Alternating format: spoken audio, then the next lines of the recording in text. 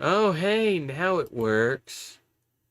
Fucking great. I can't use my own Wi-Fi for this bullshit. Oh, that's great. I really gotta figure out why OBSC isn't allowing me to use my own, internet. A bit of a problem. But that's okay. We'll borrow some internets. Just for the time being. So, anyway, time for the Trump v. Kamala case. Plus the moderator.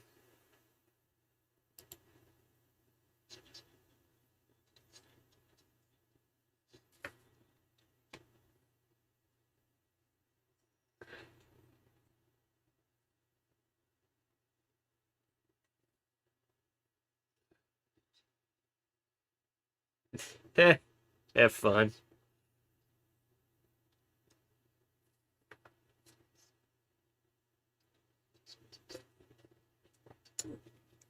Only one thought in this debate.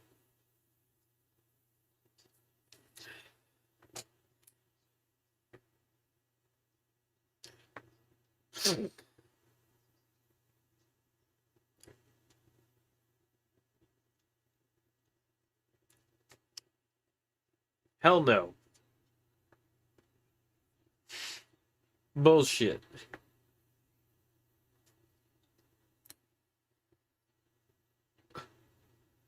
Then do it now.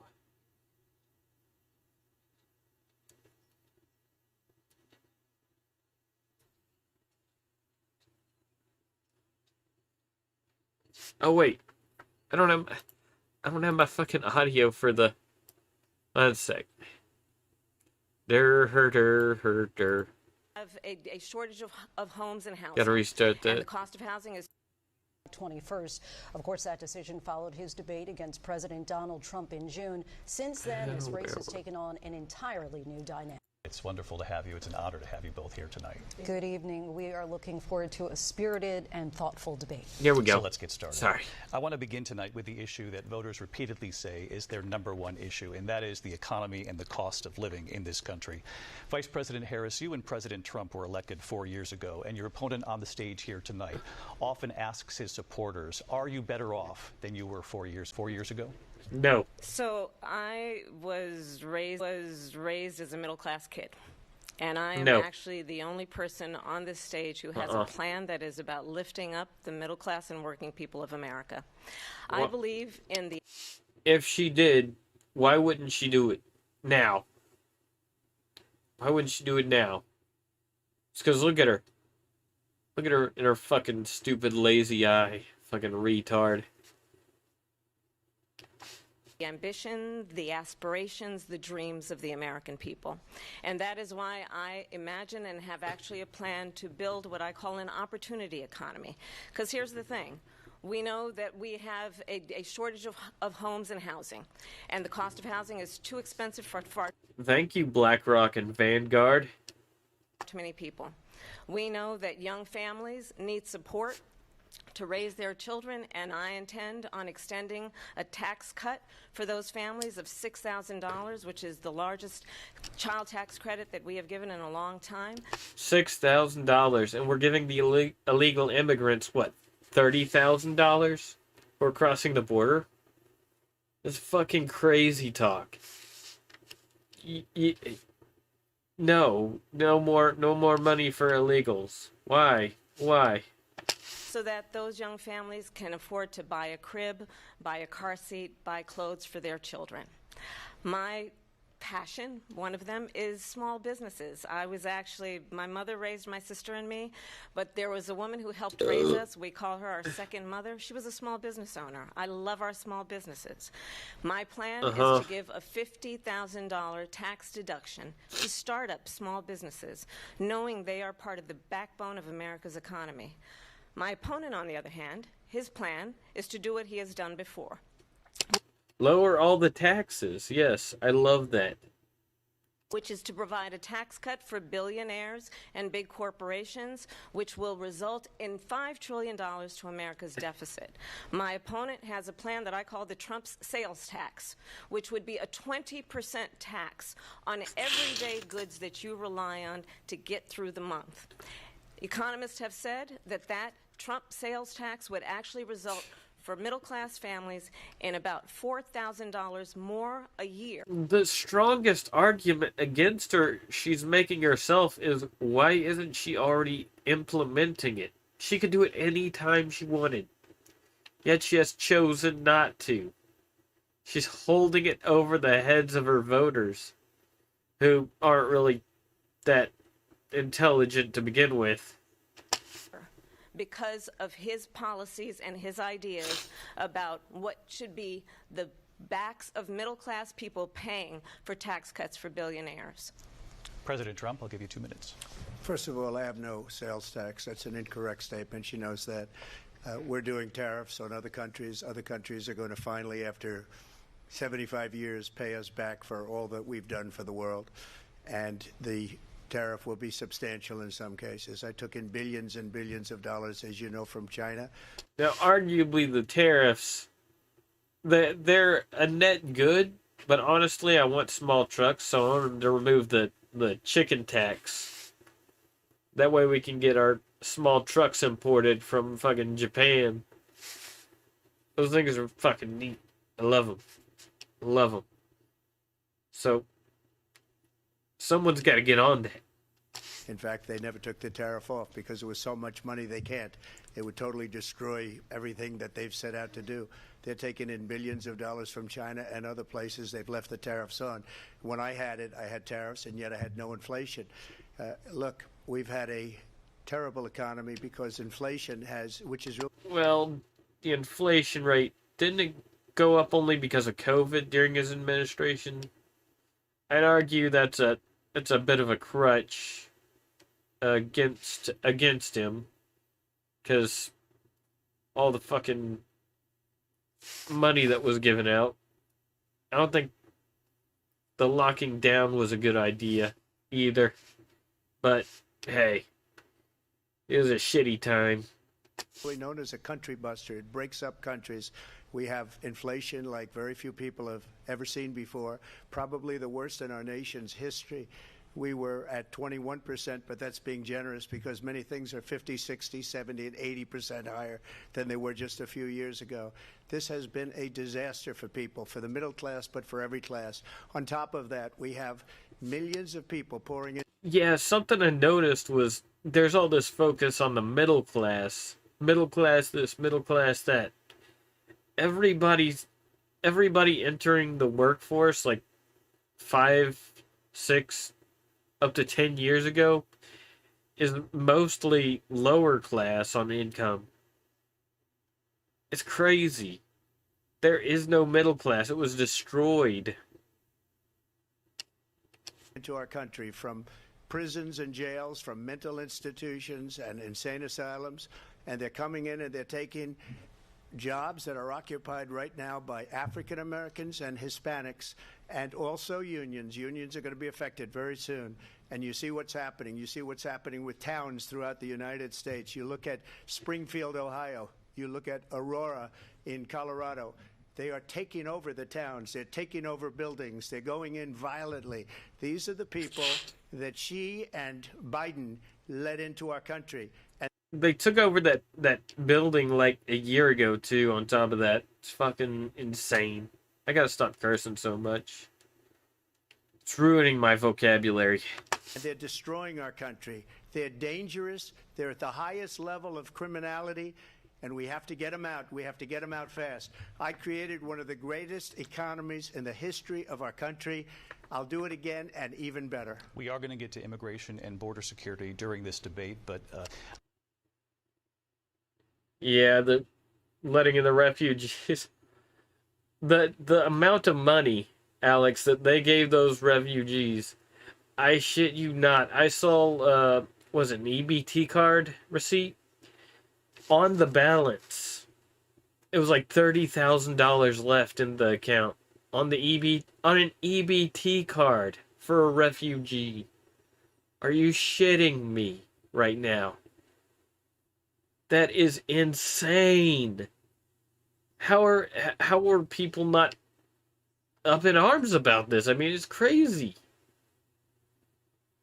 I would like to let Vice President Harris respond on the economy here. Well, I would love to. Let's talk about what Donald Trump left us. Donald Trump left us the worst unemployment since the Great Depression. Donald Trump left us. Which was because of COVID. That was hitting the end of his tenure. Or, is tenure the correct word? The end of his presidency in his first run. The worst public health epidemic in a century. Donald Trump. Okay, it wasn't that bad. Okay, seriously, it's not like smallpox all over again. It's so overblown. It's ridiculous. It's insane. Left us the worst attack on our democracy since the Civil War. And what we have done is clean up Donald Trump's mess. I'm pretty sure it's by design that they made it worse like that on purpose, Alex. It just seems like design. The design they're going for. They purposely are making things shitty by inviting in all these illegal immigrants and then giving them a shitload of money. What we have done and what I intend to do is build on what we know are the aspirations and the hopes of the American people. But I just don't think incompetence like that is possible. I think it's impossible to be that incompetent. It's purpose evil. Tell y'all in this debate tonight, you're going to hear from the same old tired playbook, a bunch of lies, grievances, and name-calling.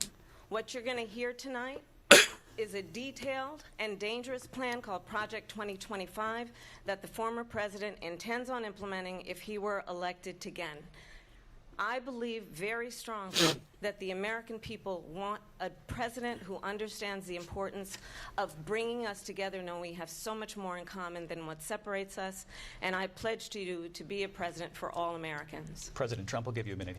I'd say it's easy to believe it to be ignorance, but you'd have to look away from all the money just being given out, printed out to immigrants coming into the country. And then whenever they get shipped over to these real liberal states, they start to get real pissy about it. So yeah, they're purposely trying to ruin other states for being red. It's ridiculous. Number one, I have nothing to do, as you know, and as she knows better than anyone, I have nothing to do with Project 2025. And all you need to vote in these states is, for the most part, a driver's license, which illegals can get. They're lining up at the DMVs outside of Florida. That's out there. I haven't read it. I don't want to read it purposely. I'm not going to read it. This was a group of people that got together. They came up with some ideas, I guess some good, some bad, but it makes no difference. I have nothing to do. Everybody knows I'm an open book. Everybody knows what I'm going to do. Cut taxes very substantially and create a great economy like I. Yeah, the 2025 thing, I haven't read up on anything like that. I remember glancing over it before. I just don't think Trump has read it at all. So that's why he's not into it or into supporting it. Maybe if someone gets him in a room, sits him down, shows it, but I doubt that's going to happen. But yeah, they got to stick to their talking points. Oh, he's 2025. Listen, I'm already voting for the guy. Did before. You don't got to sell we me had on the it. greatest economy. We got hit with a pandemic, and the pandemic was not since 1917, where 100 million people died, has there been anything like it. We did a phenomenal job with the pandemic. We handed them over a country where the economy and where the stock market that's was true, higher Alex. than it was before the pandemic came in. Nobody's ever seen anything like it. We made ventilators for the entire world. We got gowns, we got masks, we did things that nobody thought possible.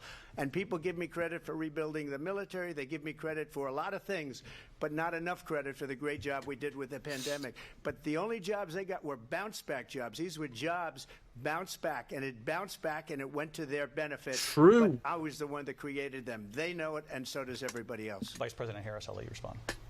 So Donald Trump has no plan for you. And when you look at his economic plan, it's all about tax breaks for the richest people.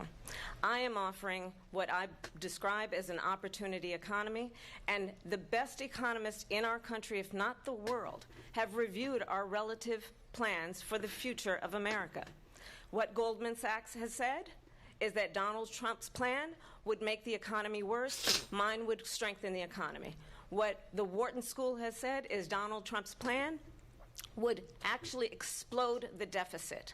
16 Nobel laureates have described his economic plan as something that would There's got to be some shitty economists. increase inflation and by the middle of next year would invite a recession.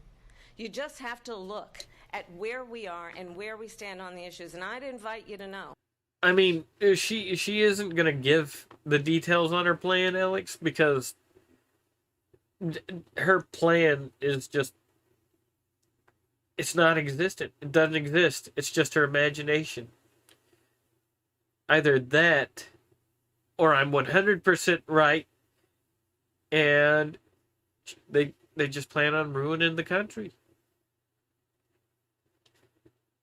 Yeah. Yeah.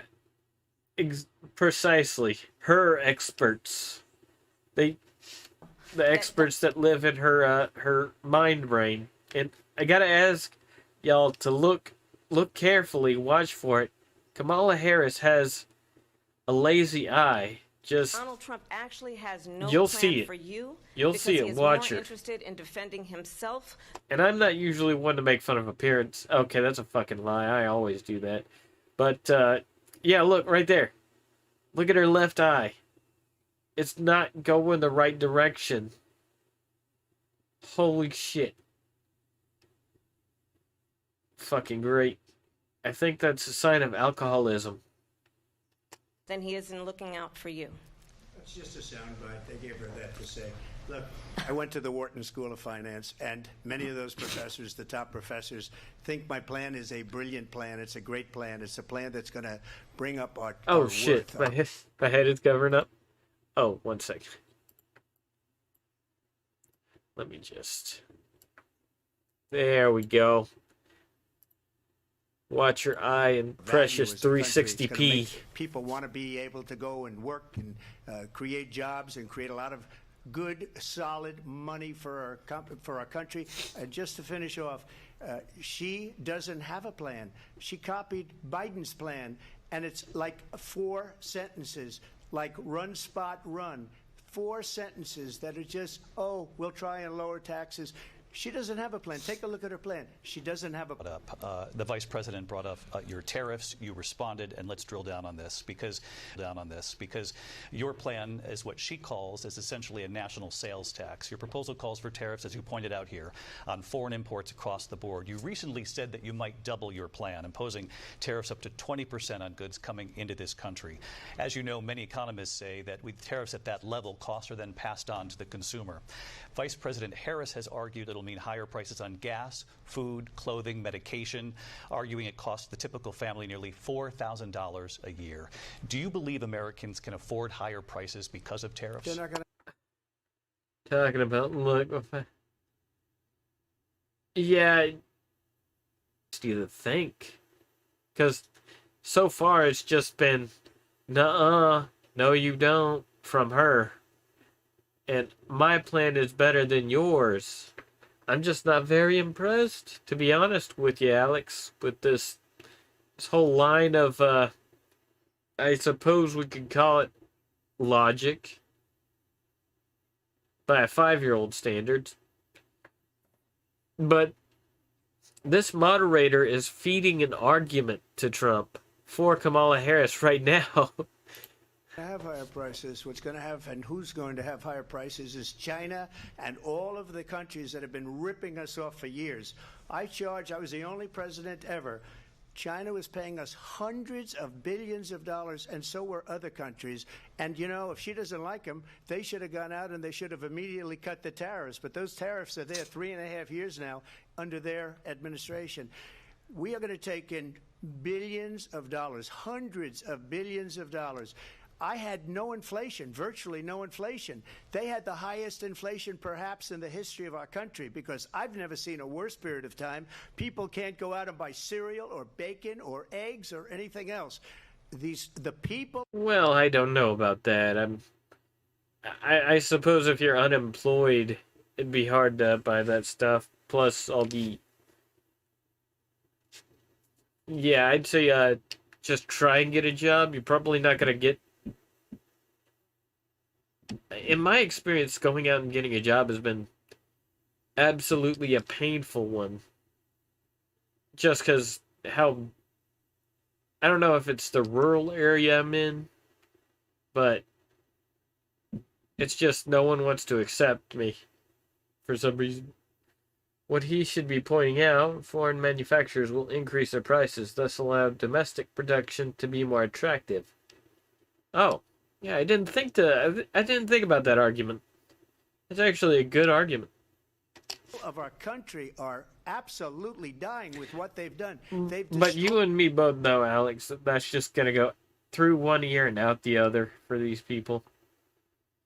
The economy, and all you have to do is look at a poll. The polls They're just say gonna go, 80 and 85 and even 90% that the Trump economy was great, that their economy was terrible. Vice President Harris, I do want to ask for your response, and you heard what the president said there, because Yeah, we seriously need to bring production back to America. That was what why post World War II post World War II America had such high standards, at least in terms of so many production jobs and everything. the Biden administration did keep a number of the Trump tariffs in place. So how do you respond? Well, let's be clear that the Trump administration resulted in a trade deficit, one of the highest we've ever seen in the history of America. He invited trade wars. You want to talk about his deal with China? What he ended up doing is, under Donald Trump's presidency, he ended up selling American chips to China to help them improve and modernize their military, basically sold us out, when a policy about China should be in making sure the United States of America wins the competition for the 21st century, which means focusing on the details of what that requires, focusing on relationships with our allies, focusing on investing in American-based technology so that our allies have been the biggest fucking leeches ever, man. They aren't our friend. They might be our allies, but they're most certainly not our friends. They need to start paying their fair share.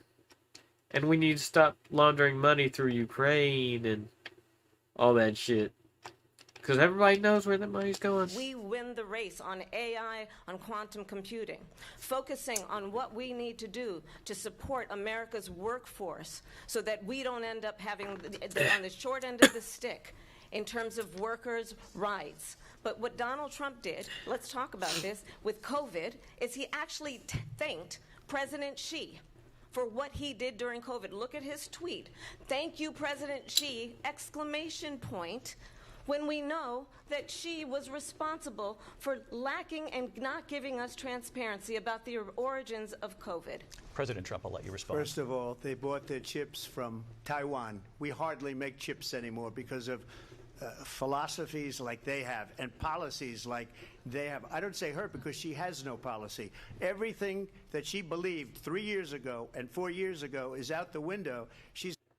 That's a good point too, Alex. They're always so antagonistic to the enemies. When Trump's over there shaking hands and pulling them towards them, just big chat energy. It's like the biggest, it's like the most loser mindset you can have. going to my philosophy now. In fact, I was going to send her a MAGA hat. She's gone to my philosophy. But if she ever got elected, she'd change it. And it will be the end of our country. She's a Marxist. Everybody knows she's a Marxist. Her father's a Marxist professor in economics, and he taught her well. But when you look at what she's done to our country, and when you look at these millions and millions of people that are pouring into our country monthly, where it's, I believe, 21 million people, not the 15 that people say, Jesus, and I think it's a lot terrifying. higher than the 21. That's bigger than New York State pouring in. And just look at what they're doing to our country. They're criminals. Many of these people coming in are criminals. And that's bad for our economy, too. You know, you mentioned before, we'll talk about it. Hide your cat, hide your geese. They're coming in, they're going to eat everything. Immigration later. Well, bad immigration is the worst thing that can happen to our economy. They have, and she has, destroyed our country with policy that's insane. Almost policy that you'd say they have to hate our country. President Trump, thank you. Lindsay? I want to turn to the issue of abortion. President Trump, you've often touted that you were able to kill Roe v. Wade. Last year, you said that you were proud to be the most pro-life president in American history. Hell yeah. Last month, you said that your administration would be great for women and their reproductive rights. In your home state of Florida, you surprised many with regard to your 6-week abortion ban because you initially had said that it was too short. And you said, quote, I'm going to be voting that we need more than 6 weeks. But then the very next day, you reversed course and said you would vote to support the 6-week ban. Yeah, that blows my fucking mind how quick Russia decided to invade Ukraine. Like, as soon as Trump was out. That was crazy. And I gotta wonder if that speeded up the money laundering industry over in Ukraine. That's what we're gonna call it now.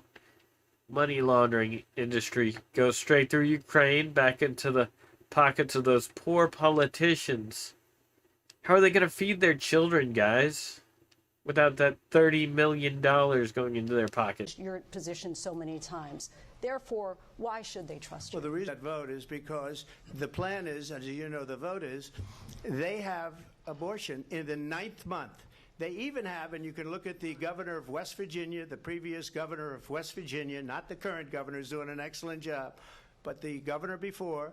He said the baby will be born and we will decide what to do with the baby. In other words, we'll execute the baby. And that's why I did that, because that predominates, because they're radical. The Democrats are radical in that. And her vice presidential pick. They even took an abortion bus to their fucking rallies. Holy shit. That's crazy. That's insane. That's ludicrous. What were they thinking? Oh, wait, that is their base. Their voter base. Which I think was a horrible pick, by the way, for our country, because he is really out of it. But her vice presidential pick says abortion in the 9th month is absolutely fine. He also says execution after birth. It's execution, no longer abortion, because the baby is born, is okay. And that's not okay with me, hence the vote. But what I did is something for 52 years. They've been trying to get Roe v. Wade into the states. And through the genius and heart and strength of 6 Supreme Court justices. I think if there should be a legal obligation to put them in front of a firing line. We were able to do that. Now, I believe in the exceptions for rape, incest, and life of the mother. I believe strongly in it. Ronald Reagan did also. 85% of Republicans do. Exceptions. Very important. But we were able to get it, and now states are voting on it. And for the first time, you're going to see, look, this is an issue that's torn our country apart for 52 years. Every legal scholar, every Democrat, every Republican, liberal, conservative, they all wanted this issue to be brought back to the states where the people could vote. And that's what happened. Now, Ohio, the vote was somewhat liberal. Kansas, the vote was somewhat liberal, much more liberal than people would have thought. But each individual state is voting. It's the vote of the people.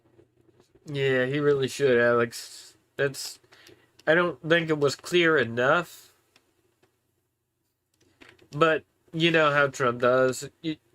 you get like you could have like a textbook response, like I'm talking an essay length response, or you could have like a paragraph, which is far more effective. I've grown to notice when it comes to politics. People now, it's not tied up in the federal government. It's like you gotta tie in a bunch of context into a small amount. They blame him specifically.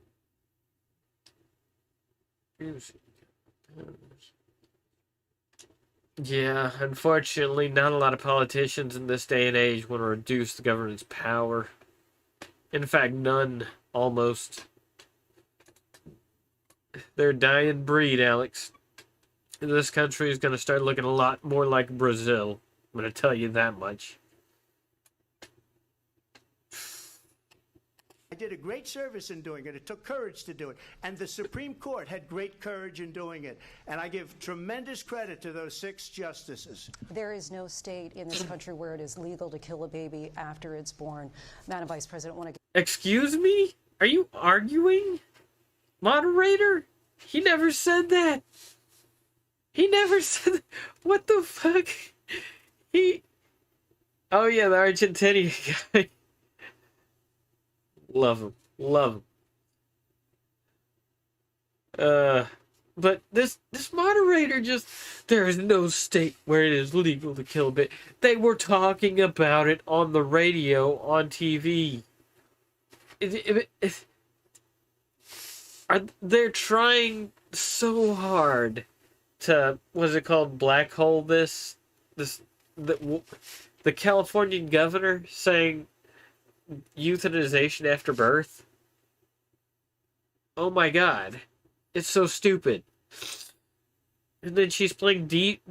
This is why you can't trust the Democrats to run anything correctly. Get your response to President Trump. Well, as I said, you're going to hear a bunch of lies, and that's not actually a surprising fact. Let's understand how we got here. Donald Trump hand-selected 3 members of the United States Supreme Court with the intention that they would undo the protections of Roe v. Wade. And they did exactly as he intended.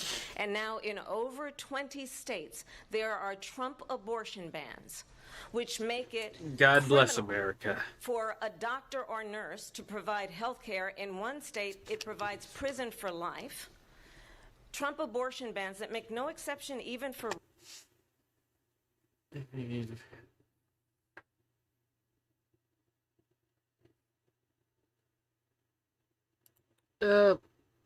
I'd say he is technically correct. Actually, because, I mean, he never said that they made it legal to kill babies after birth. That was just something that moderator blew out of nowhere. I just don't get it. I do get it. It's retarded. But it's stupid. It's stupid. Why would they do this? Why would they... They just look stupid. Like they're seething. Or coping or something. Huh. I wonder. What could it be?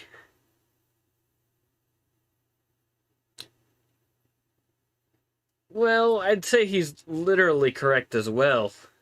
Because, again, he never said that any states were making it illegal. Well, any states made it illegal, which was what that moderator was saying. You can't trust these guys to say anything right, Alex. Trust me.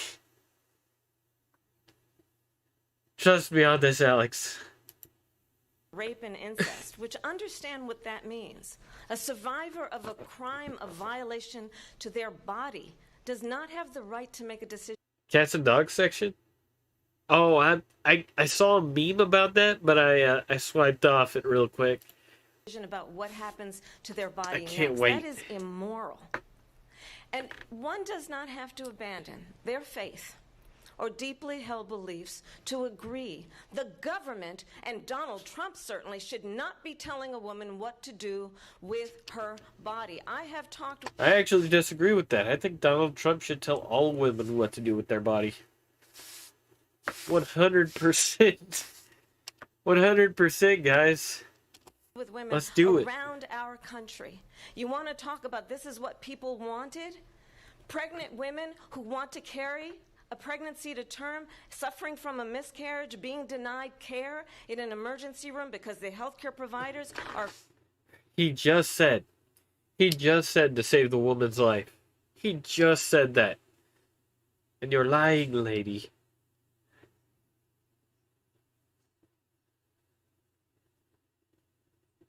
afraid they... Yeah. But yeah, he hasn't planned that out yet. I wonder if he will. But everybody pretty much knows that. Who isn't who has been paying attention knows that. But some people, you just gotta put yourself on repeat sometimes to get the point through. They might go to jail, and she's bleeding out in a car in the parking lot. She didn't want that. Her husband didn't want that. Damn. A 12 or 13-year-old survivor of incest? Well, it's too bad he won't point that out, but, I mean, at some point you gotta stop spoon-feeding these people. Which, they always need to be spoon-fed information. Being forced to carry a pregnancy to term? They don't want that. And I pledge to you, when Congress passes a bill to put back in place the protections of Roe v. Wade, as President of the United States, I will proudly sign it into law. But understand, if Donald Trump were to be reelected, he will sign a national abortion ban. Understand, I hope in his so. Project 2025, there would be a national abortion, a monitor that would be monitoring your pregnancies, your miscarriages. I think the American people believe Don't give me that dreams, certain lady. freedoms, in particular the freedom You've to make taken too many decisions away. about one's own body, should not be made by the government. Thank you, Vice President Harris. Well, there she goes. Yeah, they have to give him every chance they can, Alex. They really do. Because if this was an honest and open debate, Trump would be fucking running with it. I mean, he held back a lot on Biden in the last debate, probably because he realized it made him look a little bad to be pummeling an old geezer on stage. Again, it's a lie. I'm not signing a ban, and there's no reason to sign a ban because we've gotten what everybody wanted. Democrats, Republicans, and everybody else, and every legal scholar wanted it to be brought back into the states, and the states are voting. And it may take a little time, but for 52 years, this issue has torn our country apart, and they've wanted it back in the states. And I did something that nobody thought was possible. The states are now voting. What she says is an absolute lie. There it is. As far as the abortion ban, No, he said it, Alex. He just said it right there. The states are voting. Right?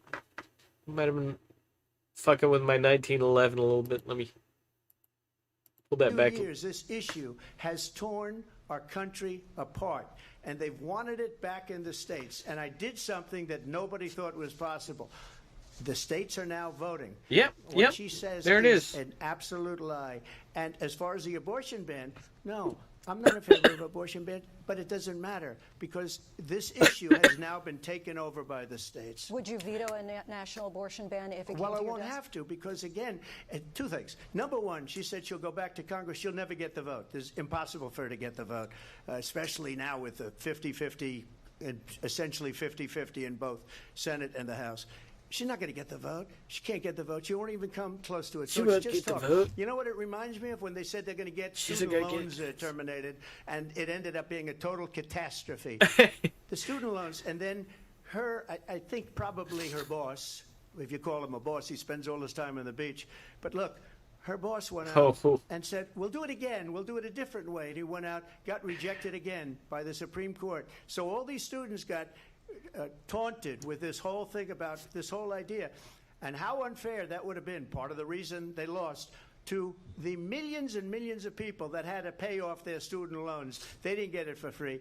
But they were saying it's the same way that they talked about that they talk about abortion. But if I could just get a yes or no, because your running mate, J.D. Vance, has said that you would veto it if you... I don't mind if he has a certain view, but I think he was speaking for me, but I really didn't. Look,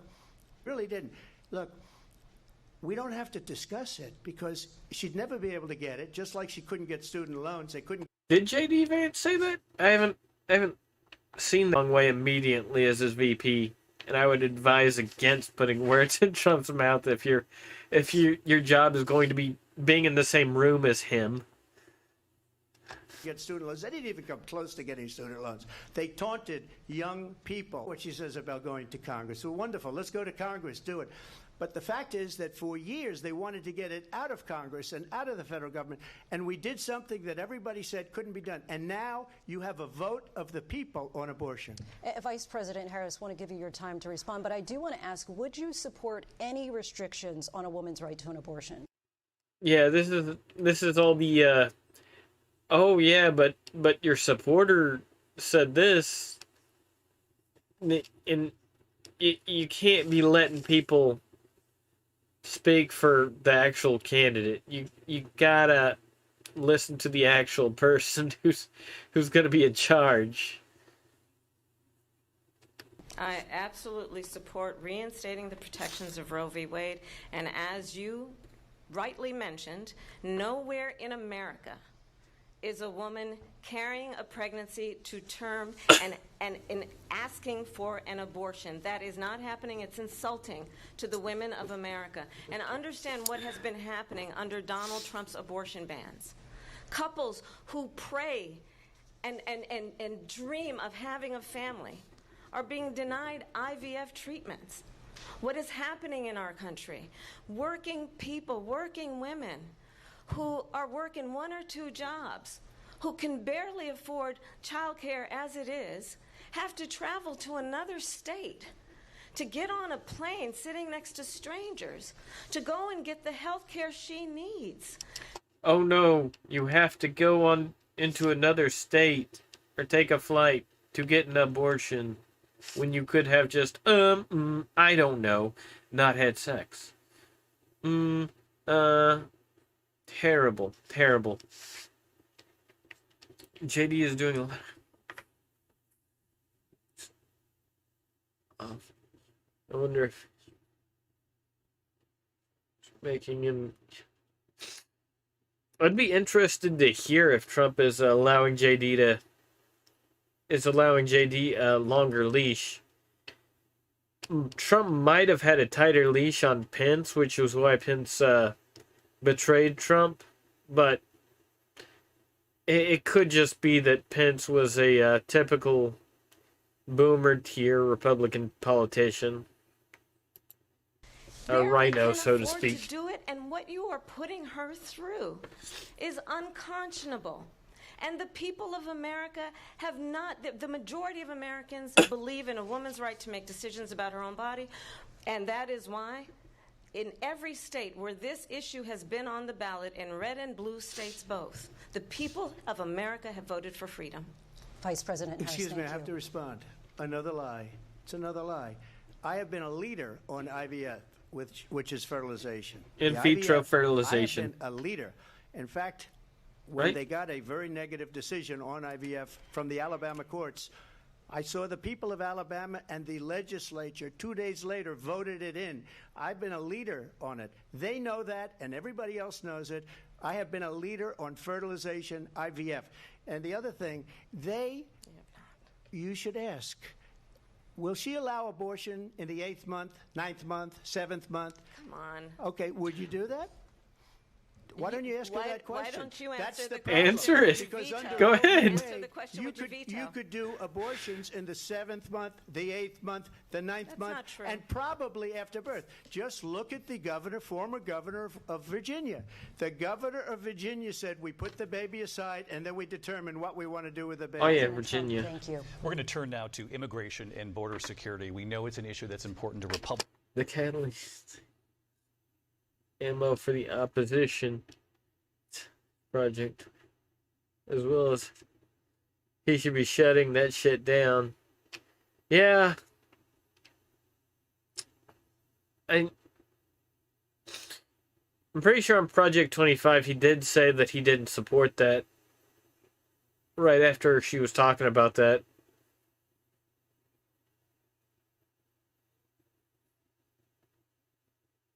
Yeah, I remember that. He did, Republicans, Democrats, he voters did across say the that he board, didn't in this support that. country. Vice President Harris, you were tasked by President Biden with getting to the root causes of migration from Central America.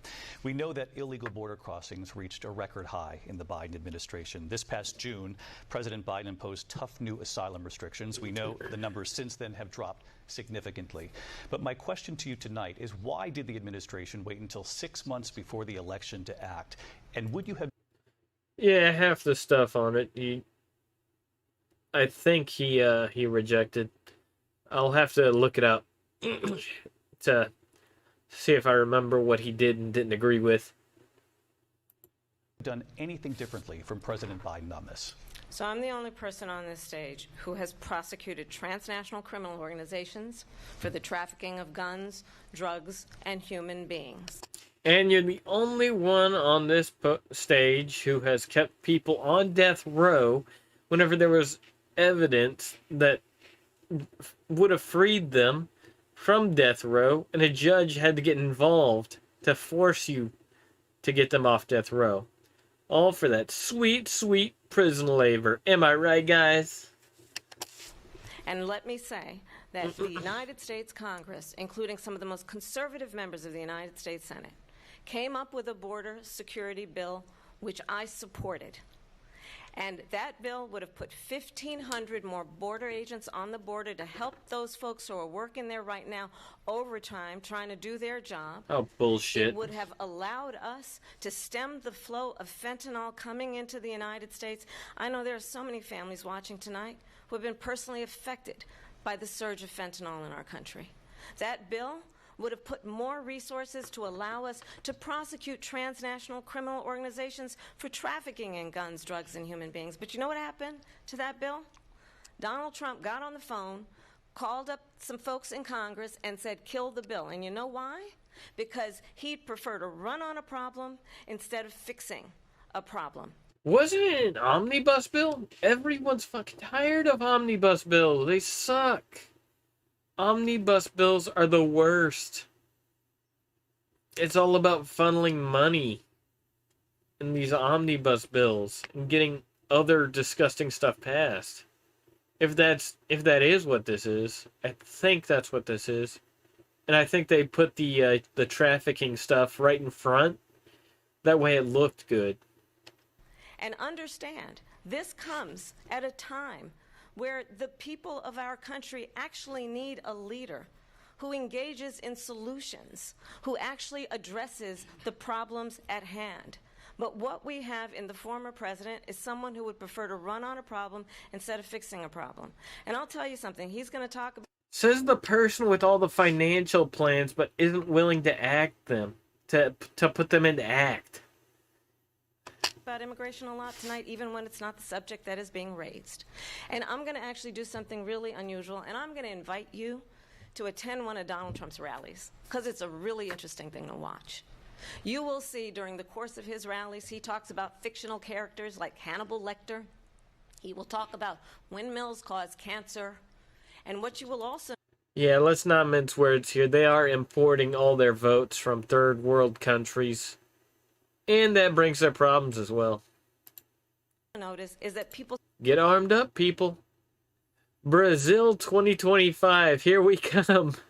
Start leaving his rallies early out of exhaustion and boredom. And I will tell you, the one thing you will not hear him talk about is you. You will not hear him talk about your needs, your dreams, and your needs. Hold up. This woman's been focusing on middle class this entire debate. Trump said all classes. Stupid. Dumb. And your desires.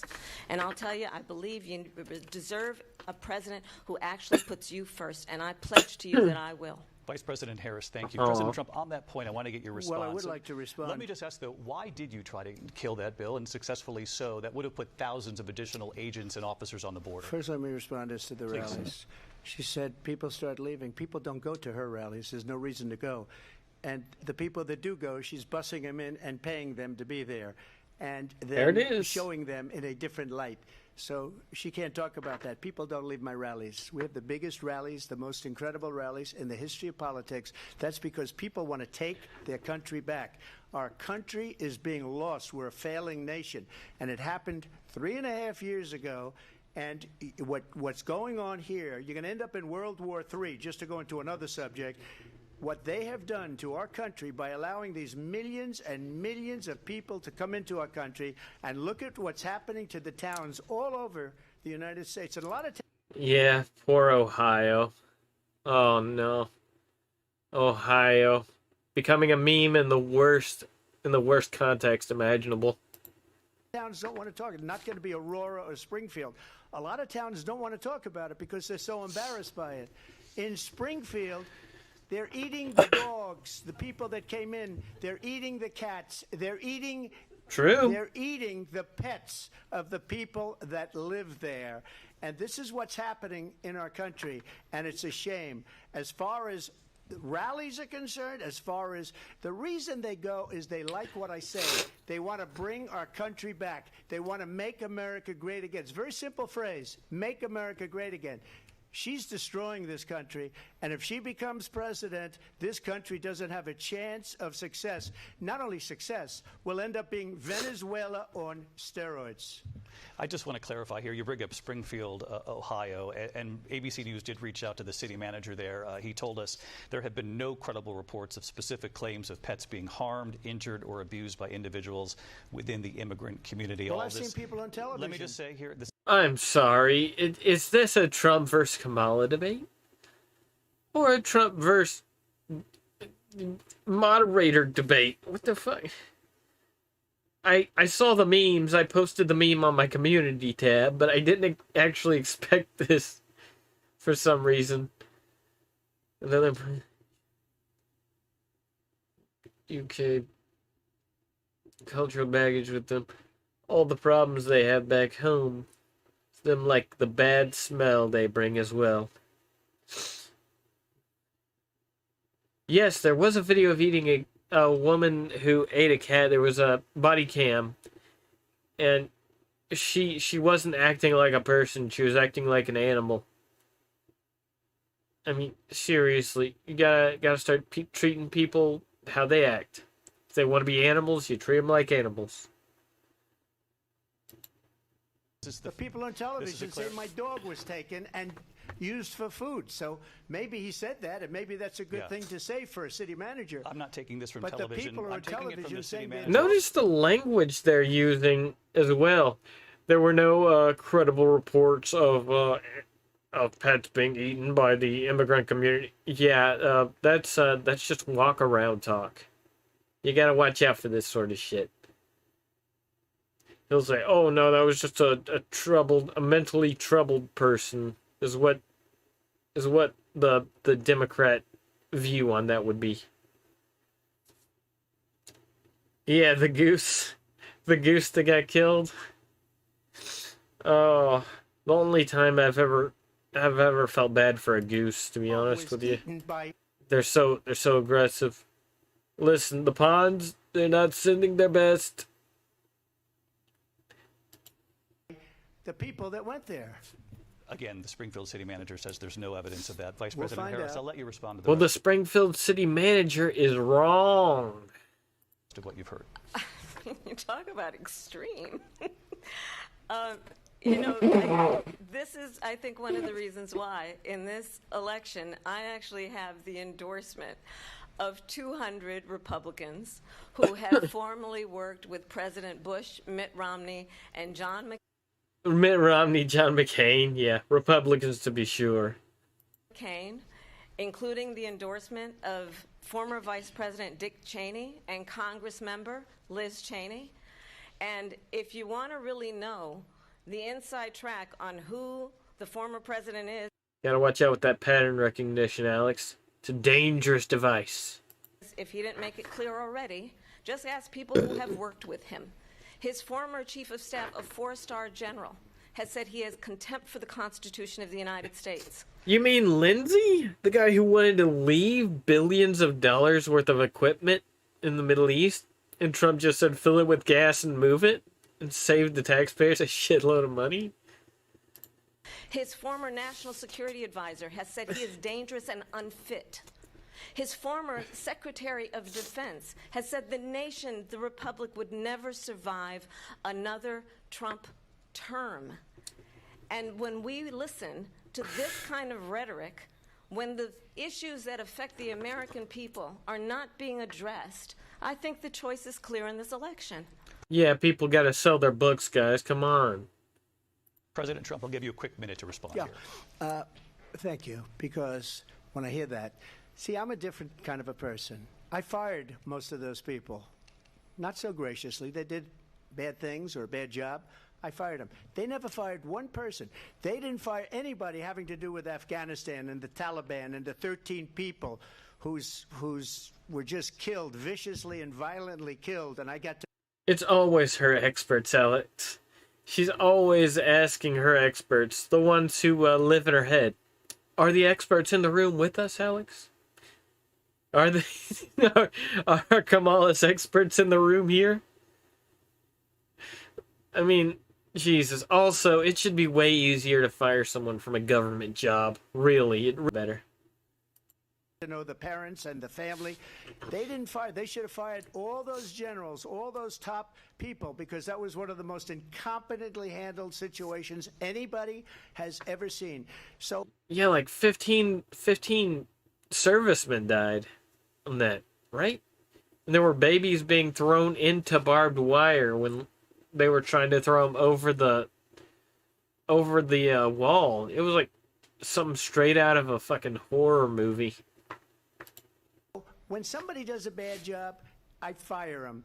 And you take a guy like Esper. He was no good. I fired him. So he writes a book. Another one writes a book. Because with me, they can write books. With nobody else can they.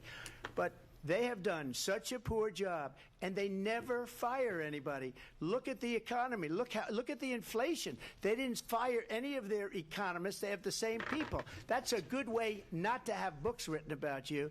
But just to finish, I got more votes than any Republican in history by far. We can all have dreams, Alex. In fact, I got more votes than any president, sitting president, in history by far. Let me continue on immigration. It was what you wanted to talk about earlier, so let's get back to your deportation proposal that the vice president has reacted to as well. President Trump, you call this the largest domestic deportation operation in the history of our country. You say you would use the National Guard. You say if things get out of control, Hell yeah. No problem using the U.S. military. Police, yes. You also said you would use local police. How would you deport 11 million undocumented immigrants? I know you believe that number is much higher. Take us through this. What does this look like? Will authorities be going door to door in this country? Yeah, it is much higher because of them. They allowed criminals, many millions of criminals.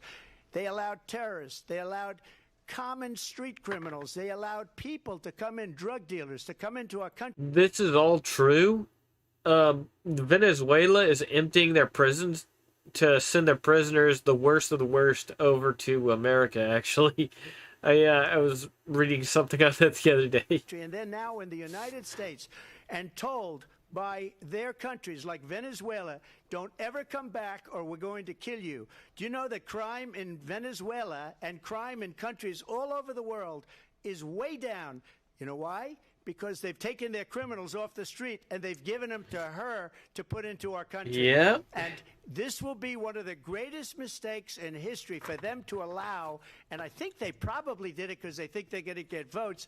But it's not worth it because they're destroying the fabric of our country by what they've done. There's never been anything done like this at all. They've destroyed the fabric of our country. Millions of people let in. And all over the world, Crime is down all over the world except here. Crime here is up and through the roof, despite their fraudulent statements that they made. Crime in this country is through the roof. And we have a new form of crime. It's called migrant crime. And it's happening at levels that nobody thought possible. There's only one As you know, the solution, FBI gentlemen. says overall violent crime is actually coming down in this country. But Vice Excuse me, President the Harris, I'll FBI give you they were defrauding statements. They didn't include the worst cities. They didn't include the cities with the worst crime. It was a fraud, just like their number of 818,000 jobs that they The said they solution created is turned out to be a deportation. fraud. President Trump, thank you. I'll let you respond, Vice President Harris. Well, I think this is so rich, coming from someone who has been prosecuted for national security crimes. Okay, so the prosecution actually makes him a bigger hit more than anything. Everyone who saw the memes was like, okay, that's my guy. The government hates him? I'm already voting for him, guys. Come on. I think it's more dangerous than someone who cannot be traced. Foreign ideas. It's your own civilization. Yeah, it is incredibly dangerous out there these days, boys. Make sure you're concealed carrying. Is what I'm gonna say. Just remember, boys. 45. They do make a 46, by the way. Economic crimes, election interference, has been found liable for sexual assault, and his next big court appearance is in November at his own criminal sentencing. And let's be clear, where each person's... Yeah. Their food is fucking terrible, Alex. 100%. Also, they look different than us and speak different than us. stands That's just wrong. on the issue of what is important about respect for the rule of law and respect for law enforcement. The former vice president called for defunding federal law enforcement, 45,000 agents, get this, on the day after he was arraigned on 34 felony counts. So let's talk about what is important in this race. It is important that we move forward, that we turn the... But yeah, the UK is a fucking prime example, Alex, of just complete importation of the worst kind. There's a reason Israel has a border. Look at them. Look at them. Well, I mean, they are getting rocket striked, but, hey. You win some, you lose some. It's kind of like eternal karma for what happened to the USS Liberty.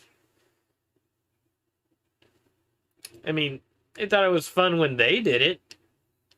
Not when someone else is doing it to them. And that's not a... I'm not condoning or condemning anyone. page on this same old tired rhetoric and address the needs of the American people, address what we need to do about the housing shortage, which I have a plan for, address what we must do to support our small businesses, address bringing down the price of groceries. But frankly, And we don't have guns, so we can't uphold our right to free speech, which means critique the state. Very dangerous business. Yep. Even praying in your head outside of a church will get you sent to jail in the UK. You know, that one country with the massive, beautiful churches, cathedrals. It's just such a wild thought. the American people are exhausted with this same old tired playbook. Vice President Harris, thank you. Excuse me. Every one of those cases was started by them against their political opponent. And I'm winning most of them, and I will win the rest on appeal. And you saw that with the decision that came down just recently from the Supreme Court. I'm winning most of them. But those are cases, it's called weaponization. Never happened in this country. They weaponized the Justice Department. Every one of those cases was involved with the DOJ, from Atlanta and Fani Willis to the Attorney General of New York and the DA in New York, every one of those cases, and then they say, oh, he's a criminal. They're the ones that made them go after me. By the way, Joe Biden was found essentially guilty on the documents case. And what happened in my documents case? They said, oh, that's the toughest of them all. A complete and total victory. 2 months ago, it was thrown out. It's weaponization, and they used it, and it's never happened in this country. They used it to try and win an election. They're fake cases. Actually, the weaponization was used in the what is it? The January 6th against grandmas who were going on the tourist attraction of DC. Absolute insanity, that. And, yeah, Trump for first black president. Let's do this. President Trump, thank you. A really quick response here, Vice President Harris, on this notion of weaponization of the Justice Department. Well, let's talk about extreme and understand the context in which this election in 2024 is taking place. The United States Supreme Court recently ruled that the former president would essentially be immune from any misconduct if he were to enter the White House again. Understand, this is someone who has openly said he would terminate, I'm quoting, terminate the Constitution of the United States, that he would weaponize the Department of Justice against his political When did enemies. he say any of this? Someone who has openly expressed disdain for members of our military. Understand what it would mean if... Yeah, the January 6th thing, there were clearly undercover FBI, I gotta be careful with my words, assets, breaking, busting the windows and stuff of the buildings, and when people went to stop them, they got attacked by them. And there was that one guy who fired a revolver in the air, and the police just said, "Oh, that's not a problem." Donald Trump were back in the White House with no guardrails, because certainly we know now the court won't stop him. We know J.D. Vance is not going to stop him. It's up to the American people. Vice President stop Harris, him. thank you. Lindsay? Vice President Harris, in your last run for president. Let him talk. This is the one that weaponized, not me. She weaponized. I probably took a bullet to the head because of the things that they say about me. They talk about democracy. I'm a threat to democracy. They're the threat to democracy with a fake Russia investigation We do have a lot that to get. went nowhere. We have a lot to get to. Lindsay? Vice President Harris, in your last run for president, you said you wanted to ban fracking. Now you don't. You wanted mandatory government buyback programs for assault weapons. Now your campaign says you don't. You supported decriminalizing border crossings. Now you're taking a harder line. I know you say that your values have not changed. So then why have so many of your policy positions changed? So my values have not changed, and I'm going to discuss every one of the... At least If your values haven't changed, then your policies won't change. It's kind of toe in toe, or what do you call that? Them first, the ones that got in. Oh yeah, also the lady who was executed in January 6th, who they gave an award to a black female cop who knocked a woman out, then executed her with her baton while she was passed out on the ground. Literally beat her to death. Got an award for it. On a stage. Full ceremony, guys. every What a point that hero. you've made. But in particular, let's talk about fracking, because we're here in Pennsylvania. I made that very clear in 2020. I will not ban fracking. I have not banned fracking as Vice President of the United States, and in fact, I was the tie-breaking vote on the Inflation Reduction Act, which opened new leases for fracking. My position is that we have got to invest in diverse sources of energy so we reduce our reliance on foreign oil. We have had the largest increase in domestic oil production in history because of an approach that recognizes that we cannot over-rely on foreign oil. As it relates to my values, let me tell you, I grew up a middle-class kid raised by a hardworking mother who worked and saved and was able to buy our first home when I was a teenager. The values I bring to the importance of home ownership, knowing not everybody got handed $400 million on a silver platter and then file bankruptcy 6 times is a value that I bring to my work, to say we are going to work with the private sector and home builders to increase 3 million homes, increase by 3 million homes by the end of my first term.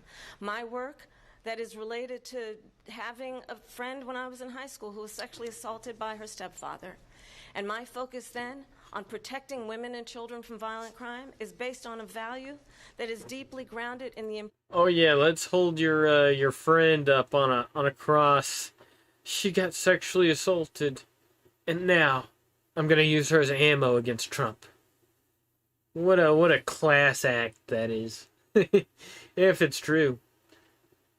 The calling insurrection first doesn't qualify. Second, I thought the whole reason to have guns is to overthrow government, foreign or domestic.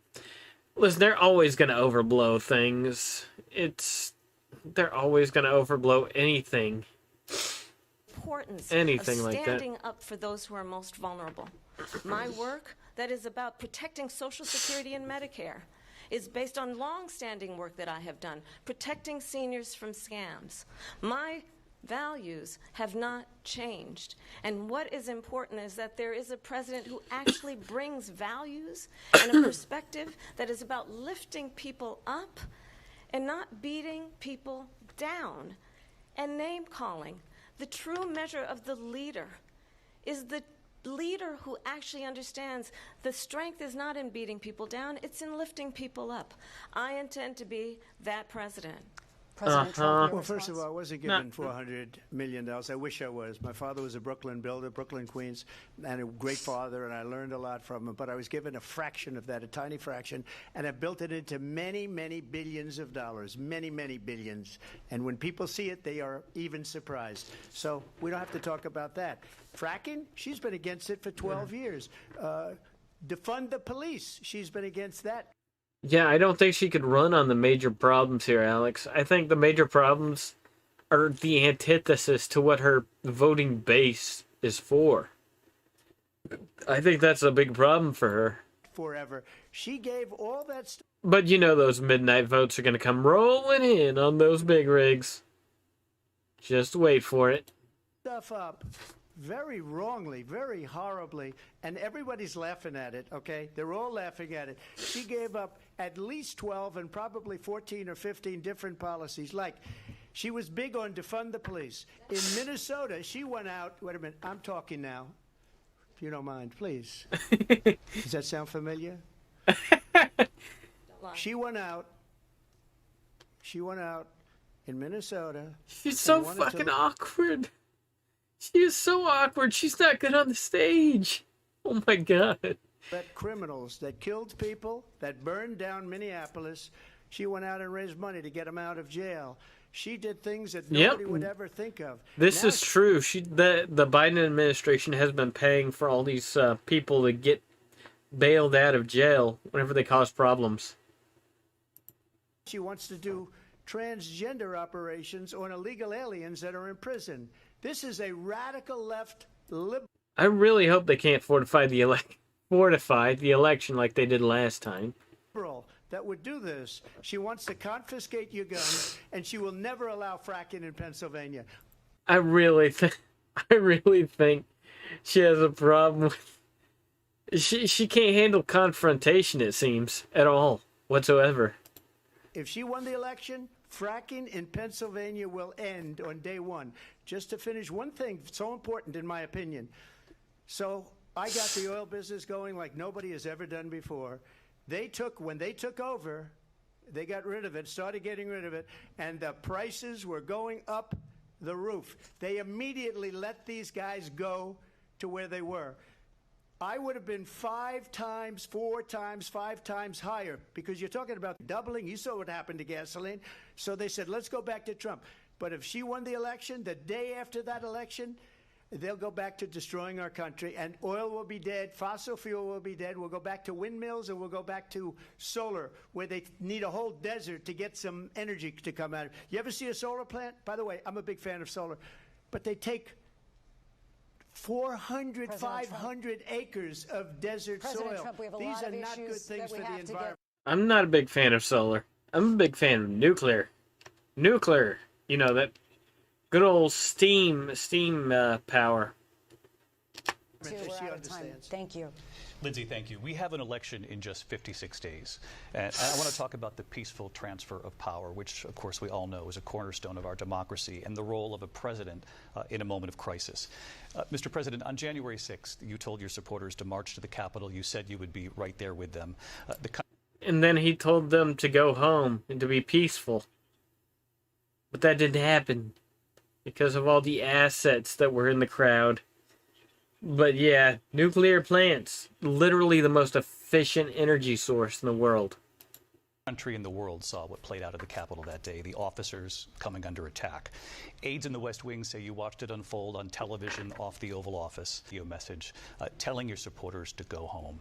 Is there anything you regret about what you did on that day? You just said a thing that isn't covered. Peacefully and patriotically, I said during my speech, not later on.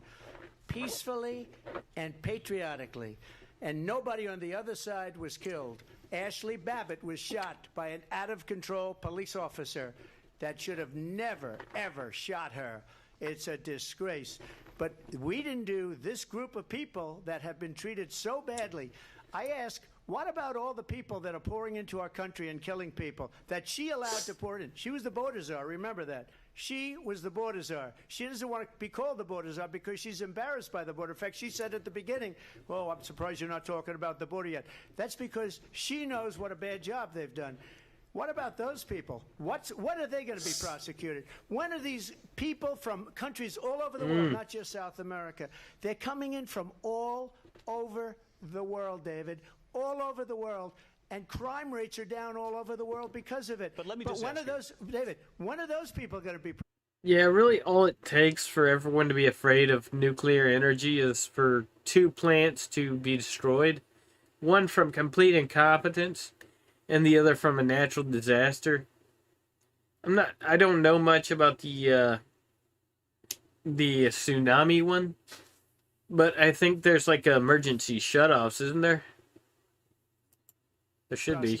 When are the people that burned down Minneapolis going to be prosecuted? Or in Seattle? They went into Seattle. They took over a big percentage of the city of Seattle. When are those people going to be prosecuted? But let me just ask you. You might ask her that question. You were the president. You were watching it unfold on television. It's a very simple question as we move forward toward another election. Is there anything you regret about what you did on that day? Yes or no? I had nothing to do with that other than they asked me to make a speech. I showed up for a speech. I said, I think it's going to be big. I went to Nancy Pelosi and the mayor of Washington, D.C., and the mayor put it back in writing, as you know. I said, you know, this is going to be a very big rally or whatever you want to call it. And again, it wasn't done by me. It was done by others. I said, I'd like to give you 10,000 National Guard or soldiers. They rejected me. Nancy Pelosi rejected me. It was just 2 weeks ago, her daughter has a tape of her saying she is fully responsible for what happened. They want to get rid of that tape. It would have never happened if Nancy Pelosi and the mayor of Washington did their jobs.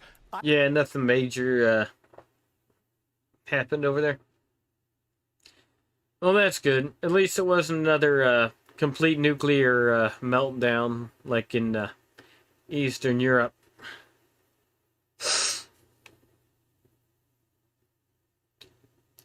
I wasn't responsible for security. Nancy Pelosi was responsible. Yeah. She didn't do her job. She rejected the extra security Trump was offering. And that directly led to all the shit going down. I'd have to say. You as president, not about former Speaker Pelosi, but I do want Vice President Harris to respond here. I was at the Capitol on January 6th. I was the vice president-elect. I was also an acting senator. I was there. And on that day, the President of the United States incited a violent mob. Now, that's just defamation, isn't it? To say that he incited?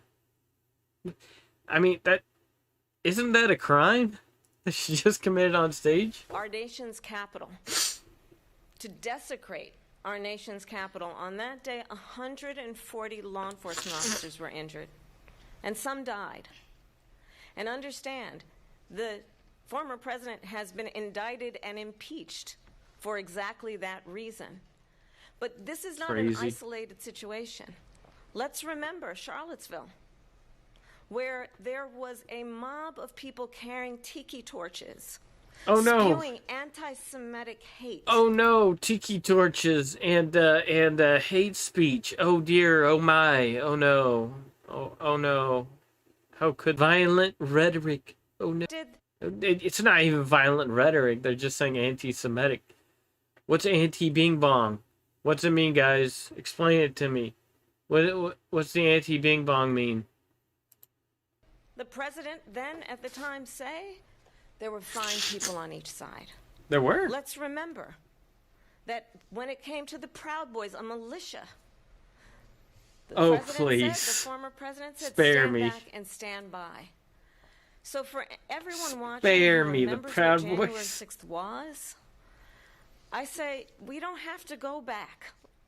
Let's not go back. We're not going back. It's time to turn the page. And if that was a bridge too far for you, well, there is a place in our campaign for you to stand. In reply to that, Alex, I would say all politicians are pro-Semitic. Well, for the most part, it seems. For country, to stand for our democracy, to stand for rule of law, and to end the chaos, and to end the approach that is about. But if a left-wing politician goes out and starts trying to fight against like the pro-Palestine side, it's so funny to see what happens.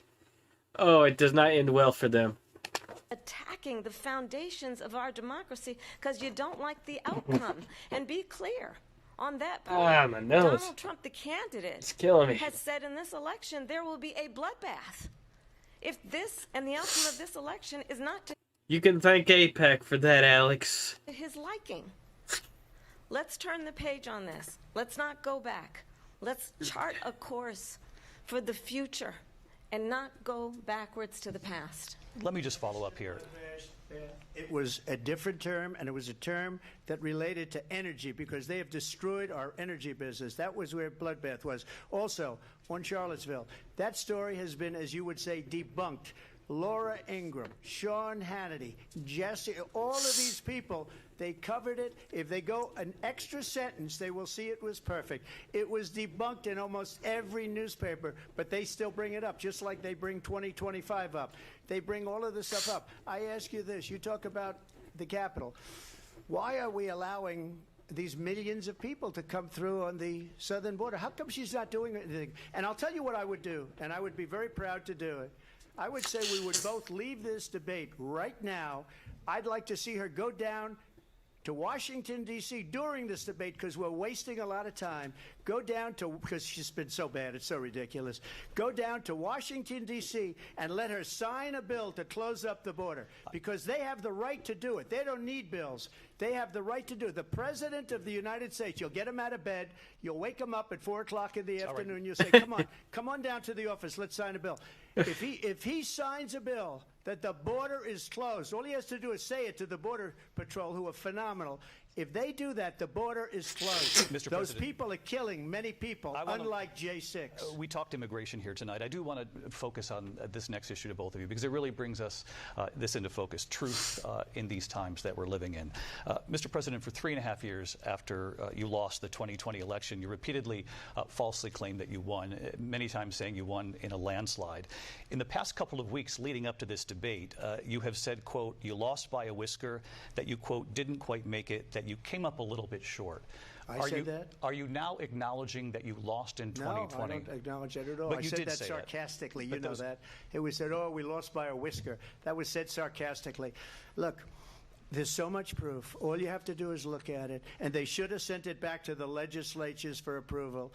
I got almost 75 million votes, the most votes any sitting president has ever gotten. I was told if I got 63, which was what I got. Didn't James O'Keefe go to all the addresses of a bunch of Hillary supporters and it was just like highways and empty lots and shit? It was crazy. It's the imperial truth. They can fix the problem. They just refuse. Exactly. We're hitting the nail on the head here from the start that they just don't want the problems to go away. They want them to stay. In fact, I would say they want the problems to be as bad as possible. In 2016, you can't be beaten. The election, people should never be thinking about an election as fraudulent. We need two things. We need walls, and we have to have it. We have to have borders, and we have to have good elections. Our elections are bad. And a lot of these illegal immigrants coming in, they're trying to get them to vote. They can't even speak English. They don't even know what country they're in practically. And these people are trying to get them to vote. And that's why they're allowing them to come into our country. I did watch all of these pieces of video. I didn't detect the sarcasm, lost by a whisker. We didn't quite make it. And we should just point out here as clarification, and you know this, you and your allies, 60 cases in front of many judges, many of them no Republican. Judge looked at it. And said they said no we didn't have standing. That's the other thing. They said we didn't have standing, a technicality. Can you imagine a system where a person in an election doesn't have standing? The President of the United States doesn't have standing. That's how we lost. If you look at the facts, and I'd love to have you'll do a special on it. I'll show you Georgia, and I'll show you Wisconsin, and I'll show you Pennsylvania, and I'll show you. We have so many facts and statistics, but you know what? That doesn't matter, because we have to solve the problem that we have right now. That's old news. And the problem that we have right now is we have a nation in decline, and they have put it into decline. We have a nation that is dying, David. Mr. President, thank you. Vice President Harris, you heard the president there tonight. He said he didn't. Yeah, like I said, you can't trust these guys, Alex. You just can't. You can't. Not a fucking. He still believes he did not lose the election that was won by President Biden and yourself. But I do want to ask you about something that's come up in the last couple of days. This was a post from President Trump about this upcoming election just weeks away. He said, when I win, those people who cheated, and then he lists donors, voters, election officials, he says will be prosecuted to the fullest extent of the law, which will include long-term prison sentences. One of your campaign's top lawyers responded saying, we won't let Donald Trump intimidate us. We won't let him suppress the vote. Is that what you believe he's trying to do here? Ooh. Donald Trump was fired by 81 million people. So let's be clear about that. And clearly he is having a very difficult time processing that. But we cannot afford to have a president of the United States who attempts, as he did in the past, to upend the will of the voters in a free and fair election. And I'm going to tell you that I have traveled the world as Vice President of the United States, and world leaders are laughing at Donald Trump. I have talked with military leaders, some of whom worked with you. Laughing at Trump? Have you seen the guy with Kim Jong-un? It's like an episode of The Office. It's hilarious. We're all thin, feeling full. He's looking. Kim Jong-un is looking back at his advisor, like I don't know if they're military advisors. The guy he's gonna execute next week for incompetence or something like that, and just like, is he serious? All right, man. I'll see you later, Alex. Bye. And they say you're a disgrace. And when you then talk in this way in a presidential debate and deny what over and over again are court cases you have lost because you did in fact lose that election, it leads one to believe that perhaps we do not have in the candidate to my right the temperament or the ability to not be confused about fact. That's deeply troubling, and the American people deserve better. I'll give you 1 minute to respond, Mr. President. Let me just tell you about world leaders. Viktor Orban, one of the most respected men, they call him a strong man. He's a tough person, smart. Prime Minister of Hungary. They said, why is the whole world blowing up? 3 years ago it wasn't. Why is it blowing up? He said, because you need Trump back as president. They were afraid of him. China was afraid, and I don't like to use the word afraid, but I'm just quoting him. Yeah, it does feel like the American president tends to be the president of the... tends to be like the center of the world every time. It's kind of weird, but I guess. I mean, strongest nation, right? Look at what's going on with North Korea, by the way. He said Russia was afraid of him. I ended the Nord Stream 2 pipeline, and Biden put it back on day one, but he ended the XL pipeline. The XL pipeline in our country, he ended that. But he let the Russians build a pipeline going all over Europe and heading into Germany, the biggest pipeline in the world. Look, Viktor Orban. A Thompson would be absolutely impractical for home defense. If you have a Thompson with you, try shouldering it. If you're comfortable with it, go for it. But I'd suggest shotgun. Shotgun's always good, especially try get like an SBS or one of those TAC 14s or something like that. Well, just make sure you do some testing with it. Ben said it. He said the most respected, most feared person is Donald Trump. Also, a flashlight would be a good idea, too. We had no problems when Trump was president, but when this weak, pathetic man that you saw at a debate just a few months ago, that if he weren't in that debate, he'd be running instead of her. She got no votes. He got 14 million votes. What you did, you talk about a threat to democracy. He got 14 million votes, and they threw him out of office. And you know what? I'll give you a little secret. He hates her. He can't stand her. But he got 14 million votes. They threw him out. She got 0 votes. And when she... Seems like the Democrats all hate each other, but all have a similar goal. ran, she was the first one to leave because she failed. And now she's running. I don't understand it, but Mr. I'm President, okay with it because your time is I think up. we're Thank going to you. do very well. We've got a lot more to get to. Turning now Yes. to the Israel-Hamas war and the hostages who are still being held, Americans among them. Vice President Harris, in December, you said, quote, Israel has a right to defend itself, but you added, quote, it matters how, saying international humanitarian law must be respected. Israel must do more to protect innocent civilians. You said that 9 months ago. Now an estimated 40,000 Palestinians are dead. Nearly 100 hostages remain. Just last week, Prime Minister Benjamin Netanyahu said there's not a deal in the making. President Biden has not been able to break through the stalemate. How would you do it? Wow, it's almost like you need a strong president, strong leader to keep your civilians safe. Jeez. It's almost like you need someone who isn't going to fuck around to not get hostages taken. Well, let's understand how we got here. On October 7, Hamas, a terrorist organization, slaughtered 1,200 Israelis, many of them young people who were simply attending a concert. Women were horribly raped. And so absolutely, I said then, I say now, Israel has a right to defend itself. We would. And how it does so matters. Because it is also true, far too many innocent Palestinians have been killed. Children, mothers. What we know is that this war must end. It must end immediately, and the way it will end is we need a ceasefire deal and we need the hostages out.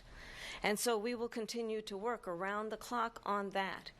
Work around the clock, also understanding that we must chart a course for a two-state solution. And in that solution, there must be security for the Israeli people and Israel, and in equal measure for the Palestinians. Cool, Kamala. And you can get right on that. Right as soon as you secure the American border. The most difficult job for you seeming yet. But the one thing I will assure you always, I will always give Israel the ability to defend itself, in particular as it relates to Iran and any threat that Iran and its proxies pose to Israel. But we must have a two-state solution where we can rebuild Gaza, where the Palestinians have security, self-determination, and the dignity they so rightly deserve. President Trump, how would you negotiate with Netanyahu and also Hamas in order to get the hostages out and prevent the killing of more innocent civilians in Gaza? If I were president, it would have never started. If I were president, Russia would have never, ever, I know Putin very well, he would have never, and there was no threat of it either, by the way, for 4 years, have gone into Ukraine and killed millions of people when you add it up, far worse than people understand what's going on over there. But when she mentions about Israel, all of a sudden, she hates Israel. She wouldn't even meet with Netanyahu when he went to Congress to make a very important speech. She refused to be there because she was at a sorority party of hers. She wanted to go to the sorority party. She hates Israel.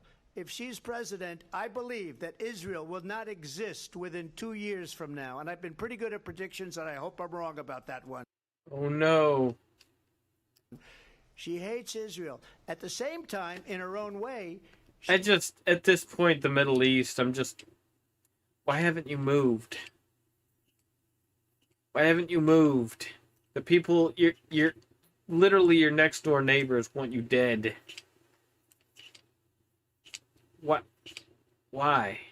He hates the Why have Arab you not moved? population because the whole place is going to get blown up. Arabs, Jewish people, Israel will be gone.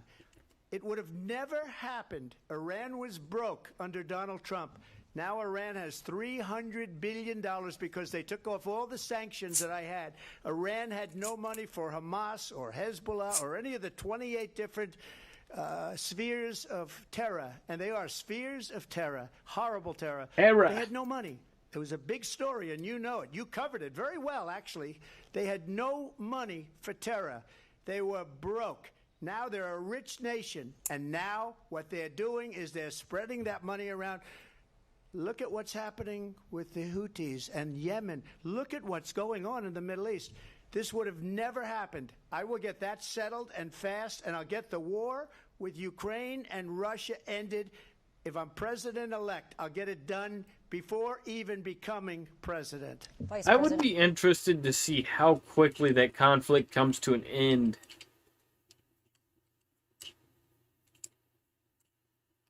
And Harris, he says you hate Israel. That's absolutely not true. I have my entire career and life supported Israel and the Israeli people. He knows that. He's trying to, again, divide and distract from the reality, which is it is very well known that Donald Trump is weak and wrong on national security and foreign policy. It is well known that he admires dictators, wants to be a dictator on day one, according to himself.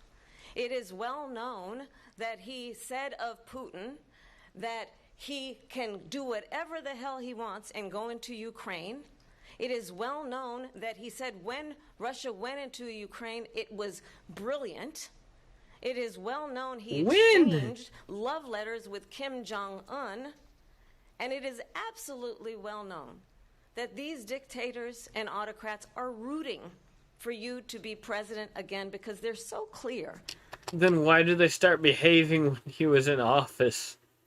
They can manipulate you with flattery and favors. And that is why so many military leaders who you have worked with have told me you are a disgrace. That is why we understand that we have to have a president who is not consistently weak and wrong on national security. Excuse me, you want to talk about weak? You want to talk about weak? How about all the weeks Biden has been spending at the beach while Ukraine was invaded? Oh dear. How about the fact that Ukraine was invaded in the first place? I know this point's been talked to death, but geez. Including the importance of upholding and respecting in highest regard our military. Vice President Harris, thank you. They're the ones, and she's the one that caused it, that's weak on national security by allowing every nation last month for the year, 168 different countries sending people into our country. Their crime rates are way down. Putin endorsed her last week, said, I hope she wins, and I think he meant it. Because what he's gotten away with is absolutely incredible. It wouldn't have happened with me. The leaders of other countries think that they're weak and incompetent, and they are. They're grossly incompetent. And I just ask one question. Why does Biden go in and kill the Keystone Pipeline and approved the single biggest deal that Russia's ever made, Nord Stream 2, the biggest pipeline anywhere in the world going to Germany and all over Europe. Because they're weak and they're ineffective. And Biden, by the way, gets paid a lot of money. Thank you. We have a lot of issues to get to. We'll be right back with much more of this historic ABC News presidential debate on the national constitution. That was a hard-hitting question from Trump. Uh-oh. I wonder if she's going to respond. Here we go. Skip the bullshit. If Putin wins, he may be emboldened to move even further into other. Here we go. Mr. President, it has been the position of the Biden administration that we must defend Ukraine from Russia, from Vladimir Putin, to defend their sovereignty, their democracy, that it's in America's best interest to do so. Yes, let's start World War III to protect our money laundering. You have said you would solve this war in 24 hours. You said so just before the break tonight. How exactly would you do that? And I want to ask you a very simple question tonight. Do you want Ukraine to win this war? I'd blow up Moscow. I'd blow up Moscow immediately. I want the war to stop. I want to save lives that are being uselessly, people being killed by the millions. It's the millions. It's so much worse than the numbers that you're getting, which are fake numbers. Look, we're in for 250 billion or more because they don't ask Europe, which is a much bigger beneficiary to getting this thing done than we are. They're in for $150 billion less because Biden and you don't have the courage to ask Europe like I did with NATO. They paid billions and billions, hundreds of billions of dollars when I said, either you pay up or we're not going to protect you anymore. So that's maybe one of the reasons they don't like me as much as they like weak people. But you take a look at what's happening. We're in for two. He's saying what I'm saying, chat. 250 to 275 billion. They're into 100 to 150. They should be forced to equalize. With that being said, I want to get the war settled. I know Zelensky very well, and I know Putin very well. I have a good relationship, and they respect your president, okay? They respect me. They don't respect Biden. How would you respect him? Why? For what reason? He hasn't even made a phone call in 2 years to Putin, hasn't spoken to anybody. They don't even try and get it. That is a war that's dying to be... Yeah, you can't solve any of these wars without actually talking to the aggravating sides. You need to bring both people in. Settled. I will get it settled before I even become president. If I win, when I'm president-elect, and what I'll do is I'll speak to one, I'll speak to the other, I'll get them together. That war would have never happened. And in fact, when I saw Putin after I left, unfortunately left because our country has gone to hell, but after I left, when I saw him building up soldiers, he did it after I left. He must be negotiating. It must be a good, strong point of negotiation. Well, it wasn't, because Biden had... Oh, Canada, Raiden, I'm sorry for your loss. Unfortunately, when the PLA decides to invade, I don't think your government's going to have much of a fight to put up. Hopefully you do, though. You gotta turn into Wolverines, buddy. I'd suggest finding like a Canada AK, if that's the thing. I don't know Canada gun laws. And you shouldn't talk about if you have contacts with any shady people on here. That wouldn't be a good idea. Going to the pools. It's gonna be a little bit. I've still got till, Damn, it still continues? Yeah, it's gonna be a bit. You can go ahead and head out if you want, man. I'm not gonna keep you. He had no idea how Go to have stop fun. it, and now you have Friday night people pool party dead, sounds and it's only good. getting worse, Sounds and it good. could lead to World War III. Don't kid yourself, David. We're playing with World War III, and we have a president that we don't even know if he's... Where is our president? We don't even know if he's a president. And just to clarify they here... threw him out of a campaign like a dog. We don't even know. Is he our president? But we have a president, Mr. President, that doesn't know he's alive. Your time is up. Just to clarify... Well, man, you're gonna have to turn to the, You're gonna have to be the Daryl. The Skinwalkers. The Skinwalkers are gonna be the PLA. You gotta go Walking Dead on them, bro. Also, we got like what? It's 1:20. We have till 1:54. So that's 30 minutes. 30 minutes. So I mean, do you believe it's in the listen, if you have something fun to do right now, do it. It's Friday night, man. You have some fun. U.S. best interests for Ukraine to win this war, yes or no? I think it's the U.S. best interest to get this war finished and just get it done. All right. Negotiate a deal, because we have to stop all of these human lives from being destroyed. I want to take this to Vice President Harris. I want to get your thoughts on support for Ukraine in this moment, but also, as Commander-in-Chief, if elected, how would you deal with Vladimir Putin, and would it be any different from what we're seeing from President Biden? Well, first of all, it's important to remind the former president you're not running against Joe Biden, you're running against me. Which is worse? Which is worse? I believe the reason that Donald Trump says that this war would be over within 24 hours is because he would just give it up. And that's not who we are as Americans. Let's understand what happened here. I actually met with Zelensky a few days before Russia invaded, tried through force to change territorial boundaries, to defy one of the most important international rules and norms, which is the importance of sovereignty and territorial integrity. And I met with President Zelensky. I shared with him American intelligence about how he could defend himself. Days later, I went to NATO's eastern flank, to Poland and Romania. And through the work that I and others did, we brought 50 countries... Thank you for saying watching me is fun. I think the original Red Dawn is probably my favorite, to be honest with you. That remake with Josh Peck was just, yeah, no. Yeah, I couldn't with that. How in the world would North Korea get through America's AA defenses? Or AA detection? Doesn't make sense. And we all know it was supposed to be China.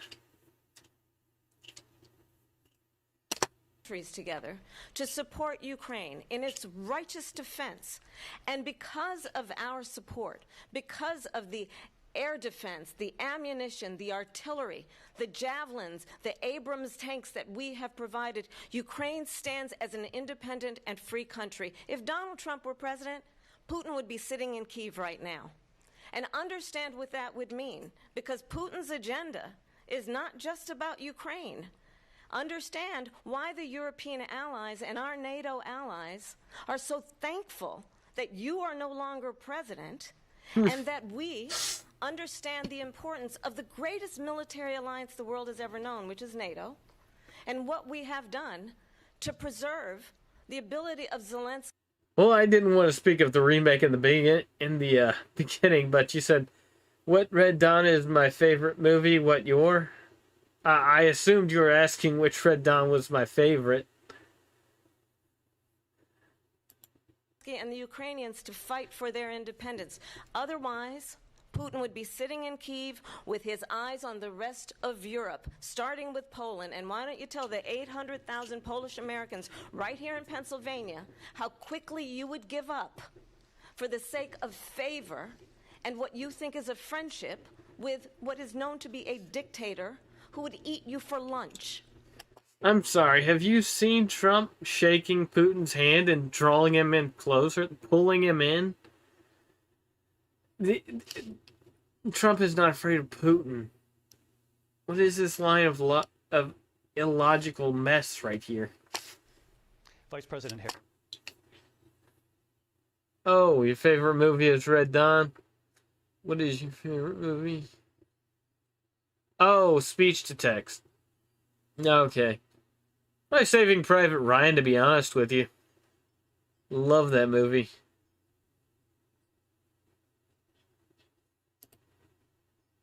Harris, thank you. We've heard from both of you on Ukraine tonight. Afghanistan came up in the last hour. I wanted her to respond to something you said earlier. And I just really love please, World War I'll give you a minute here. Sort of stuff. He'd be sitting in Moscow. It's because He it got wouldn't my have favorite lost guns. 300,000 men and women, but he would have been sitting in Moscow, quiet, in Moscow, Quiet lady. much happier than he is right now, but eventually, you know, he's got a thing that other people don't have. He's got nuclear weapons. They don't ever talk about that. He's got nuclear weapons.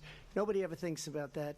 And eventually, maybe he'll use them, and maybe he hasn't been that threatening, but he does have that. Something we don't even like to talk about. Nobody likes to talk about it. But just so you understand, they sent her to negotiate peace before this war started. 3 days later, he went in and he started the war because everything they said was weak and stupid. They said the wrong things. That war should have never started.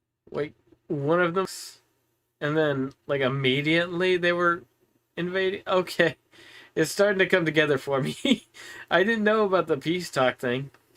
She was the emissary. They sent her in to negotiate with Zelensky and Putin, and she did. And the war started 3 days later. And that's the kind of talent we have with her. She's worse than Biden, in my opinion.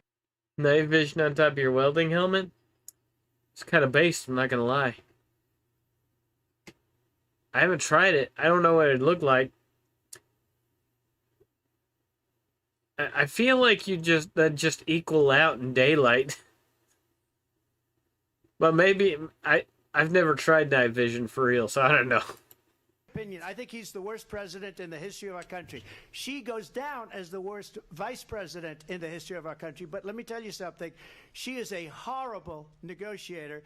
They sent her in to negotiate. As soon as they left, Putin did the invasion. President Trump, thank you. You did bring up something. You said she went to negotiate with Vladimir Putin. Vice President Harris, have you ever met Vladimir Putin? Can you clarify tonight? Yet again, I said it at the beginning of this debate, you're going to hear a bunch of lies coming from this fellow. And that is another one. When I went to meet with President Zelensky, I've now met with him over 5 times. The reality is it has been about standing as America always should, as a leader upholding international rules and norms, as a leader who shows strength, understanding that the alliances we have around the world are dependent on our ability to look out for our friends and not favor our enemies because you adore strongmen instead of caring about democracy. I guess democracy is the weak man. Ah, yes, democracy, the god that failed the West. I could go on for hours, but I won't. But yeah, you gotta have respect, or else they won't listen to you at all. But I don't know if I'd call Putin or Xi Jinping or Kim, strong. Not like Trump. Trump. When they're in the presence of Trump, you can tell. Is very much what is at stake here. The President of the United States is Commander-in-Chief, and the American people have a right to rely on a president who understands the significance of America's role and responsibility in terms of ensuring that there is stability and ensuring we stand up for our principles and not sell them for the benefit of personal flattery. We've talked about Ukraine and Vladimir Putin. I do want to talk about Afghanistan. It came up in the first hour of this debate. I want to move on to Afghanistan. Stoltenberg said Trump did the most amazing.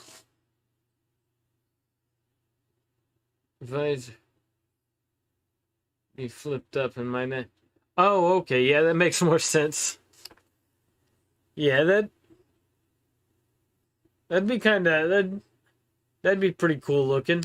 I've ever seen. He got these countries, the 28 countries at the time, to pay up. He said, I've never seen. He's the head of NATO. He said, I've never seen. For years, we were paying almost all of NATO. We were being ripped off by European nations, both on trade and on NATO. I got them to pay up by saying one of the statements you made before, if you don't pay, we're not going to protect you. President Otherwise, Trump. we would have never gotten it. He said Hell it was one of yeah. the most incredible jobs that he's ever seen done. Thank you. I want to turn to Afghanistan. It came up in the first hour of the debate, and we witnessed a poignant moment today on Capitol Hill, honoring the soldiers who died in the chaotic withdrawal from Afghanistan. I do want to ask the Vice President, do you believe Oh, watch. They're about to blame Trump for this. Watch it. you bear any responsibility in the way that withdrawal played out? Well, I will tell you, I agreed with President Biden's decision to pull out of Afghanistan for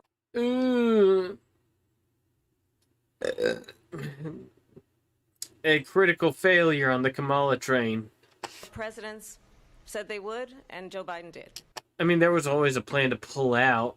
I mean, Trump put that plan into place, and they wanted to pull out on 9/11 as some sort of symbolic gesture. And it ended up getting servicemen killed. It was the worst decision I've ever seen in modern politics. And as a result, America's taxpayers are not paying the $300 million a day we were paying for that endless war.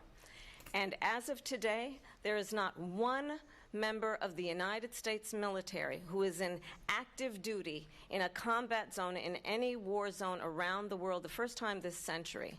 Bowie knife, 10-inch. That's pretty based. But let's understand how we got to where we are.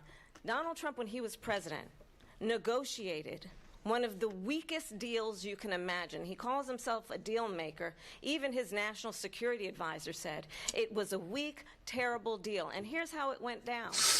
He bypassed the Afghan government. Yeah. Kamala's pretty clearly the cut and dry communist. This is the politician that comes in to transition the country into essentially just communism, just straight up. We're already in a state of like semi-socialism with the amount of money, the amount of money that gets put into illegal immigrants' EBT cards. I sort of come from the same way of keeping my home defense under my pillow. It's the quickest way to keep your weapons ready. He negotiated directly with a terrorist organization called the Taliban. The negotiation involved the Taliban getting 5,000 Taliban terrorists released. And get this. And he did that to protect the troops. He said he threatened the leader of the Taliban, so he's going to blow him up. Well, he threatened him mafioso style. And the president at the time invited the Taliban to Camp David, a place of storied significance for us as Americans, a place where we honor the importance of American diplomacy, where we invite and receive respected world leaders. And this former president... I'm sorry, is Kamala trying to... Is she trying to go on like a no peace, never ever sort of thing? That's exactly what it sounds like. As president, invited them to Camp David because he does not again appreciate the role and responsibility of the President of the United States to be commander-in-chief with a level of respect.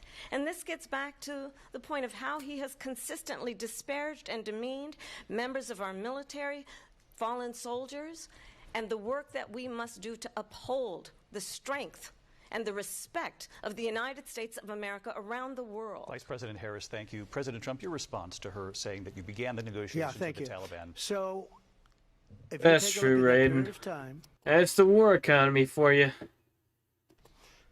the Taliban was killing our soldiers, a lot of them, with snipers. And I got involved with the Taliban because the Taliban was doing the killing. That's the fighting force within Afghanistan. They don't bother doing that because, you know, they deal with the wrong people all the time. But I got involved. And Abdul is the head of the Taliban. He is still the head of the Taliban. And I told Abdul, don't do it anymore. You do it anymore, you're going to have problems. And he said, why do you send me a picture of my house? I said, you're going to have to figure that out, Abdul.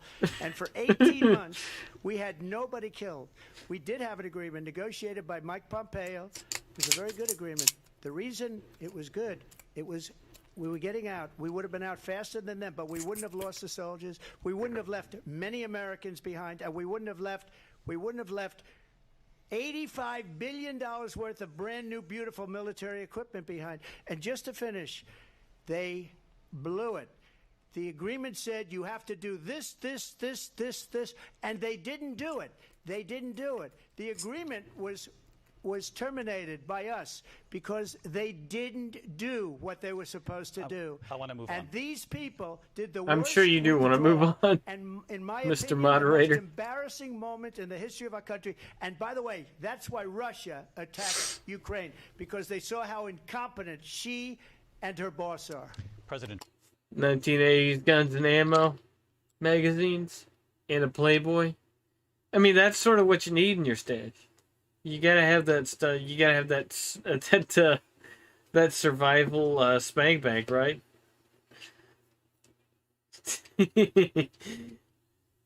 1980s gun and ammo magazines. Well, hey, if they still work. Trump, thank you. I want to move on now to race and politics in this country. Mr. President, you recently said of Vice President Harris, quote, "I didn't know she was black until a number of years ago when she happened to turn black, and now she wants to be known as black." I want to ask a bigger picture question here tonight. Why do you believe it's appropriate to weigh in on the racial identity of your opponent? I don't, and I don't care. I don't care what she is. I don't care. You make a big deal out of something. I couldn't care less. Whatever she wants to be is okay with me. But those were your words, so I'm I asking. don't know. I mean, all I can say is I read where she was not black, that she put out, and I'll did say she? that. And then Yeah, she did put out, didn't she? I read that she was black, and that's okay. Either one was okay with me. That's up to her. That's up to her. Vice President Harris, your thoughts on this? I think it's, I mean, honestly, I think it's She's black when she needs to be black. She's Indian when she needs to be Indian. She is the race card. a tragedy that we have someone who wants to be president who has consistently, over the course of his career, attempted to use race to divide the American people. You know, I do believe that the vast majority of us know that we have so much more in common than what separates us, and we don't want this kind of approach that is just constantly trying to divide us, and especially by race. And let's remember how Donald Trump started. He was land, he owned buildings, and he was investigated because he refused to rent property to black families. Oh, I got attacked by D's as a toddler. Oh, you got attacked by bees when you were a toddler? Go ahead. Type out the story and I'll read it. This is the same individual. I'll read it on Took screen. out a full-page ad in the New York Times calling for the execution of 5 young black and Latino boys who were innocent, the Central Park 5. Took out a full-page ad calling for their execution. This is the same individual who spread birther lies about the first black president of the United States. And I think the American people want better Donald Trump lied about himself? than that. Want better than this. Want someone who understands, as I do, I travel our country. We see in each other a friend. We see in each other a neighbor. We don't want a leader who is constantly trying to have Americans point their fingers at each other. I meet with people all the time who tell me, can we please just have discourse about how we're going to invest in the aspirations and the ambitions and the dreams of the American people? Knowing that regardless of people's color or the language their grandmother speaks, we all have the same dreams and aspirations and want a president who invests in those, not in hate and division. Vice President Harris, thank you. Lindsay? President Trump, this is now your 3rd time. I'm always up for a good goose attack story. Let's hear it, Raiden. This is the most divisive presidency in the history of our country. There's never been anything like it. They're destroying our country, and they come up with things like what she just said. Going back many, many years, when a lot of people, including Mayor Bloomberg, agreed with me on the Central Park 5, they admitted, they said, they pled guilty. And I said, well, if they pled guilty, they badly hurt a person, killed a person ultimately. And if they pled guilty, then they pled, we're not guilty. But this is a person that has to stretch back years, 40, 50 years ago, because there's nothing now. I built one of the greatest economies in the history of the world, and I'm going to build it again. It's going to be bigger, better, and stronger. But they're destroying our economy. They have no idea what a good economy is. Their oil policies, Shit. every single policy. And remember this, she is Biden. You know, she's trying to get away from Biden. I don't know the gentleman, she says. She is Biden. I feel like the Biden-Harris administration is just one oligarchy. And that Harris isn't even speaking on what she thinks. She's just being told what to think. Also, I looked up that earring she has, and it's an earpiece, not just an earring. It's an earpiece. The worst. Like, you know, someone talks into it and tells you what to say, sort of thing. Inflation we've ever had, a horrible economy because inflation has made it so bad. I say I looked it up. I saw it on a thing, a picture. And she can't get away with that. Thank you. Your time is up. I Lindsay. want to respond to that, though. I want to just respond briefly. Clearly, I am not Joe Biden, and I am certainly not Donald Trump. And what I do offer is a new generation of leadership for our country. One who believes in what is possible, one who brings a sense of optimism about what we can do instead of always disparaging the American people. I believe in what we can do to strengthen our small businesses, which is why I have a plan. Let's talk about our plans and let's compare the plans. I have a plan. You keep saying you have a plan, but all I'm hearing is a big fat nothing. When are we going to hear the plan? When are we going to hear the plan? I want to know when that's going to happen.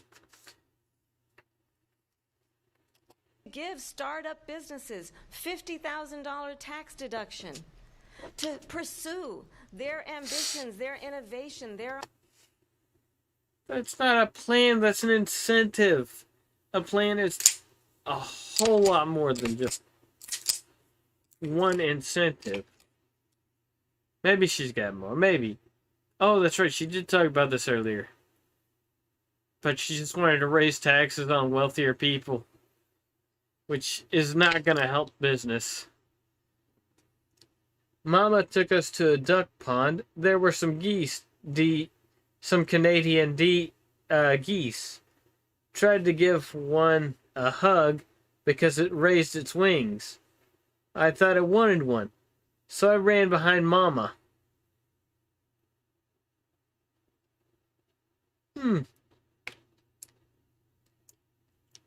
So did it bite it? Did it bite you?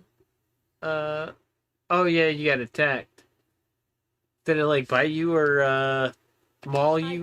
Like goose maul you? I have a plan, $6,000 for young families. I need the for details. the first year of your child's life to help you in that most critical stage of your child's development. I have a plan. This That is plan about sounds like garbage, allowing though. people to be able to pursue what has been fleeting in terms of the American dream by offering a help with down payment of $25,000 down payment assistance for first-time home buyers. That's the kind of conversation, I believe, David, that people really want tonight, as opposed to a conversation that is constantly about belittling and name-calling. Let's turn the page. Vice I President actually Harris. want to hear more of the name calling and the belittling. I think that'd be good. Okay, let's turn to policy. President Let's Trump, turn back we to have policy. to move on. President Trump. Let's turn to policy, She has please. a plan to defund the police. She has a plan to confiscate everybody's gun. President Trump, she we has do a have to plan move to on to not other allow issues. fracking in Pennsylvania. Trump's or off the anywhere rails. else. Okay. That's what her President. plan is until just recently. I just need Lindsay, to go ahead. respond No, because Trump, the President former Trump. president has No, said I'm something sorry. twice that I need to No, respond to. I'm sorry. I We're just going need to to move on, respond Vice one President time Harris. to what he has President said Trump, this multiple is times. now your third time running for president. You have long vowed to repeal and replace the Affordable Care Act, also known Yes. as Obamacare. You have failed to accomplish that. You now say you're going to keep Obamacare, quote, unless we can do something much better. Last month, you said, quote, we're working on it. So tonight, 9 years after you first started running, do you have a plan, and can you tell us what it is? Obamacare was lousy health care, always was. It's not very good today. And what I said, that if we come up with something, and we are working on things, we're going to do it and we're going to replace it. But remember this, I inherited Obamacare because Democrats wouldn't change it. They wouldn't vote for it. They were unanimous. They wouldn't vote to change it. If they would have done that, we would have had a much better plan than Obamacare. But the Democrats came up. They wouldn't vote for it. I had a choice to make when I was president. Do I save it and make it as good as it can be, never going to be great, or do I'm just glad you're here in spades, Raiden. I let it rot? And I felt I had an obligation, even though politically it would have been good to just let it rot and let it go away. I decided, and I told my people, the top people, and they're very good people. I have a lot of good people in that administration. We read about the bad ones. We had some real bad ones, too, and so do they. They have really bad ones. The difference is they don't get rid of them. But let me just explain. I had a choice to make. Do I save it and make it as good as it can be, or do I let it rot? And I saved it. I did the right thing. But it's still never going to be great, and it's too expensive for people. And what we will do is we're looking at different plans. If we can come up with a plan that's going to cost our people, our population, less money and be better health care than Obamacare, then I would absolutely do it. But until then, I'd run it. You owe me. You owe me. Nah, you're good, Raiden. Nah. It's okay. Just sit back and relax. We're chilling out this afternoon or night. I have concepts of a plan. I'm not president right now. But if we come up with something, I would only change it if we come up with something that's better and less expensive. And there are concepts and options we have to do that. And you'll be hearing about it in the not-too-distant future. Vice President Harris, in 2017, you supported Bernie Sanders' proposal to do away with private insurance and create a government-run health care system. 2 years later, you proposed a plan that included a private insurance option. What is your plan today? Well, first of all, I absolutely support, and over the last 4 years as vice president, private health care options. But what we need to do is maintain and grow the Affordable Care Act. But I gotta say, I'm a kettle corn supremacist. Literally the best. And you've just made me hungry for popcorn. So after this stream, I'm going to have to get me some. I'll get to that, Lindsay. I just need to respond to a previous point that the former president has made. I've made very clear my position on fracking. And then this business about taking everyone's guns away. Tim Walz and I are both gun owners. We're not taking anybody's guns away. So bullshit. You're not taking anybody's guns away. My ass. Ain't no way. They never hold themselves to the same standards with that shit. Smart food popcorn? Kettle corn is clearly superior. So stop sweet. with the continuous lying about this stuff. I love it. As it relates to the Affordable Care Act, understand, just look at the history to know where people stand. Excuse me, but my opponent Raiden here is clearly out of his mind, okay? Clearly kettle corn is the superior brain. Or superior popcorn. Alright, smart food popcorn, it's not bad, but it's not good. It'll give you cancer in your butthole. When Donald Trump was president, 60 times he tried to get rid of the Affordable Care Act. 60 times. I was a senator at the time. When I will never forget the early morning hours when it was up for a vote in the United States Senate, and the late, great John McCain, who you have disparaged. You don't like him, you said, at the time because he got caught. He was an American hero. The late, great John McCain, I will never forget that night, walked onto the Senate floor and said, no, you don't. No, Raiden out here off his meds and still understanding better than Kamala. Not a big surprise, honestly. But I am proud of you, Raiden. you don't. No, you don't get rid of the Affordable Care Act. You have no plan. And what the Affordable Care Act has done is eliminate the ability of insurance companies to deny people with pre-existing conditions. I don't have to tell the people watching tonight. You remember what that... That's why the insurance rates are fucking high. Oh my god, that's why... If you go to the doctor's office, your deductible is going to be so high. That's why the doctor's visit, you'll have to pay out of pocket like $200 for a 10-minute visit. which is literally what I had to do one time. Was like? Remember when an insurance company could deny if a child had asthma, if someone was a breast cancer survivor, if a grandparent had diabetes? And thankfully, as I've been vice president and we over the last 4 years have strengthened the Affordable Care Act, we have allowed for the first time Medicare to negotiate drug prices on behalf of you, the American people. Donald Trump said he was going to allow Medicare to negotiate drug prices. He never did. We did. And now I'm sorry, but who put the price on penicillin and told them to stop raising the price? That was Trump. we have And then Biden came into office and repealed that and then redid it like it was him doing it.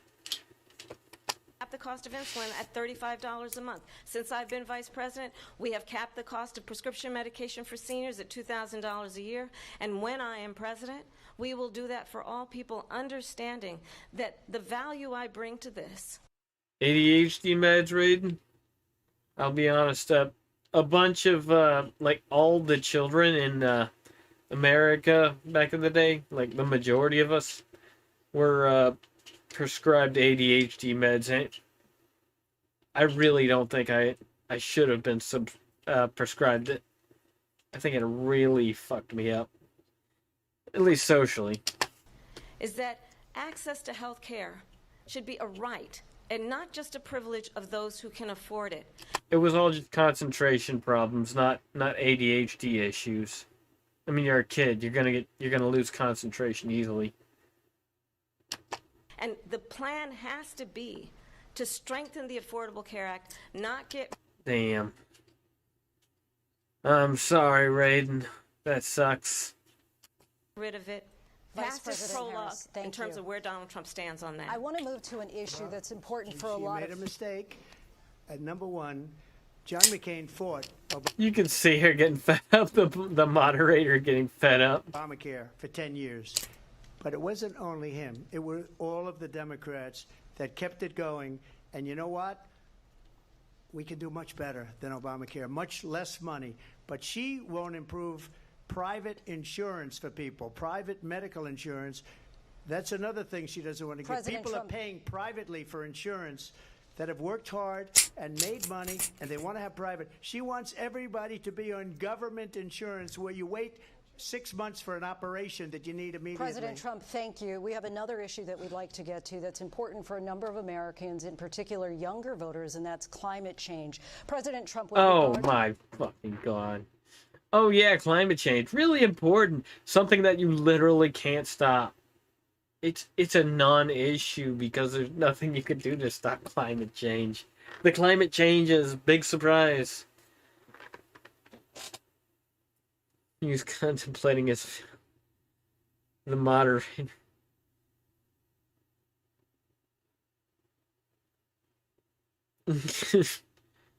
I mean, all I have to say about that Raiden is just look and learn at failures, at living failures, like the moderators on these stages and Kamala Harris. Don't live your life like that. Learn to be better. Also, the climate change thing. Okay. So the numbers on the whole, the polar ice caps are gonna melt in 2008, and now the world's gonna be gone in 2012 and all that shit. No, the temperatures rise and they fall. It's natural around the world. That's just how that works. Exactly, communist bullshit. It's literally. I've seen what the climate change thing is about. It's about pushing solar and eco-friendly energy sources to. I don't know what it has to correlate with the whole socialist reform, but it's there. I can see it psychically. I feel it's there. I just look over at Europe, at France, with their no emission air conditioning that they did at the Olympics. Something about it just hit me square in the face of smelling of communism. and I did not like it. If you really wanted to save the trees, you would emit more CO2. That's what they eat. To the environment, you say that we have to have clean air and clean water. Vice President Harris, you call climate change an existential threat. The question to you both tonight is, what would you do to fight climate change? And Vice President Harris, we'll start with you. 1 minute for you each. Well, the former president had said that climate change is a hoax. And what we know is that it is very real. You ask anyone who lives in a state who has experienced these extreme weather occurrences, who now is either being denied home insurance or it's being jacked up. You ask anybody who has been We all love Kay here, Raiden. the victim of what No that matter means how in terms of retarded it losing gets. their home, having nowhere to go. We know that we can actually deal with this issue. The young people of America care deeply about this issue. And I am proud that as Vice President over the last 4 years, we have invested $1 trillion in a clean energy economy. trillion? While we have also increased domestic gas production Oh my God. to historic levels. It really is Jover. I can't believe. Actually, I can totally believe we sunk $1 trillion.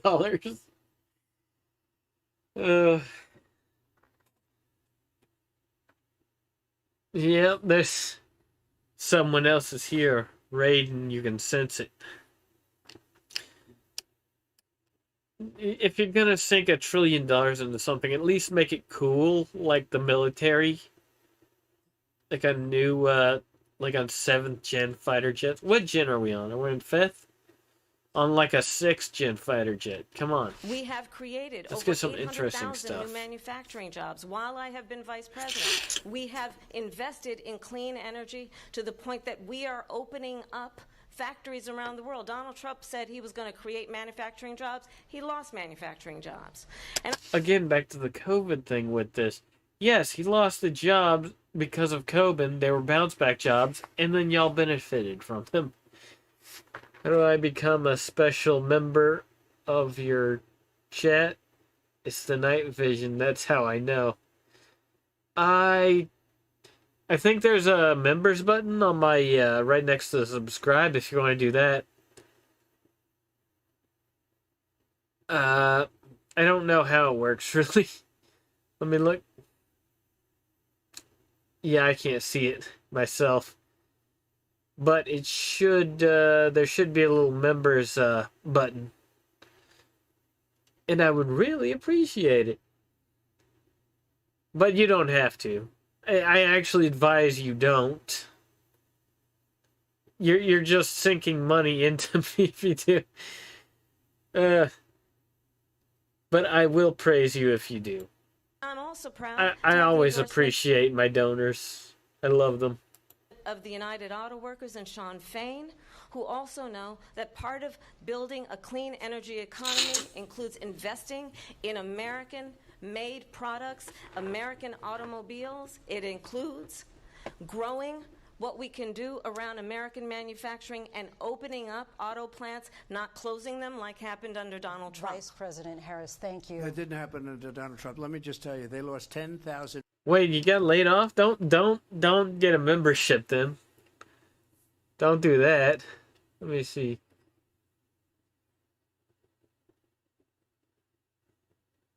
Huh. I wish there was a way I could just make someone a member. I'd totally do that for you. But I don't think there is. I clicked on your thing and I can't, there's no ad as a member.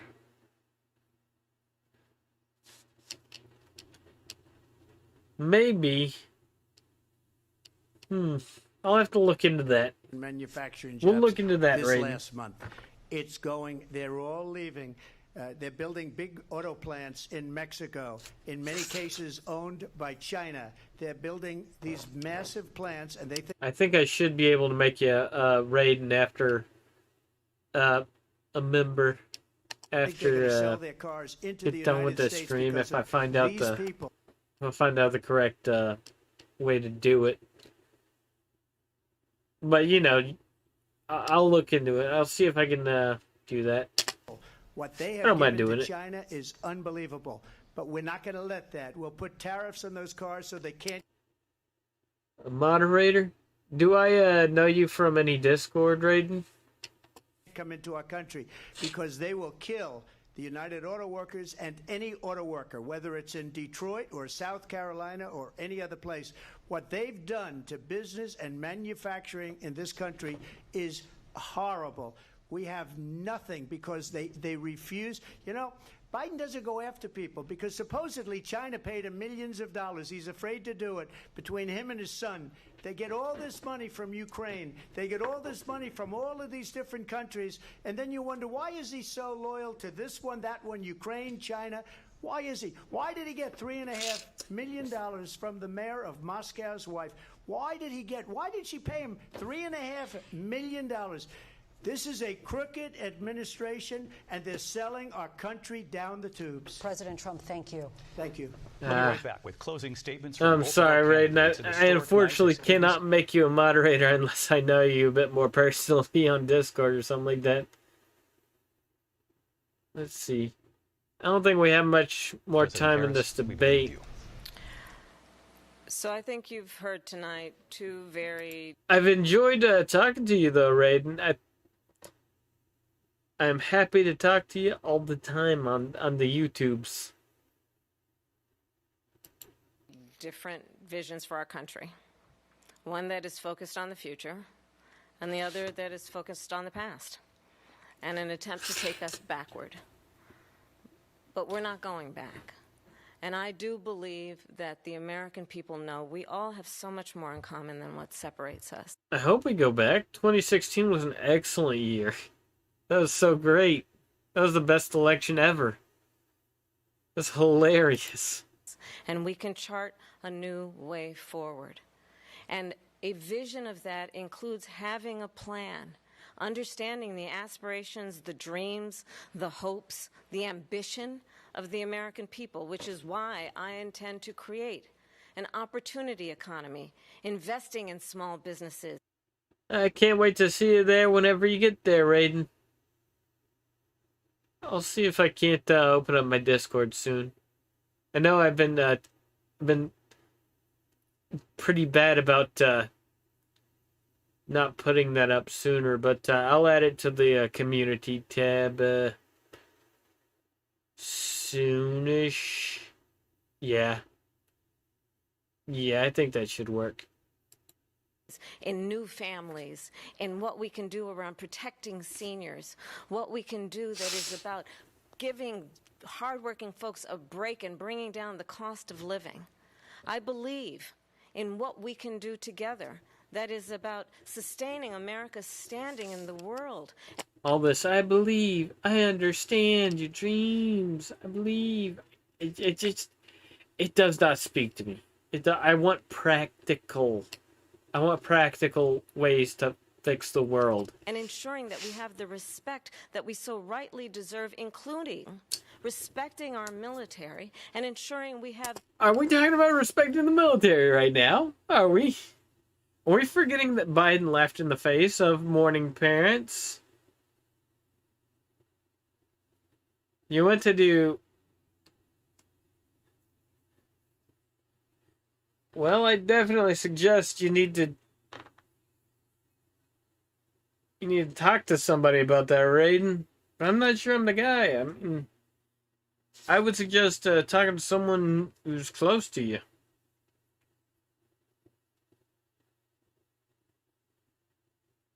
But feel free to talk about it. I don't have a problem listening. the most lethal fighting force in the world. I will be a president that will protect our fundamental rights and freedoms, including the right of a woman to make decisions about her own body and not have her government tell her what to do. I'll tell you, I started my career... Oh!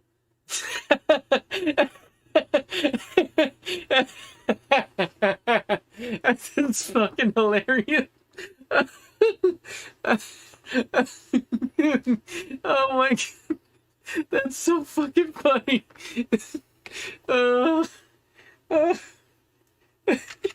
I'm screenshotting this. Oh, that's great.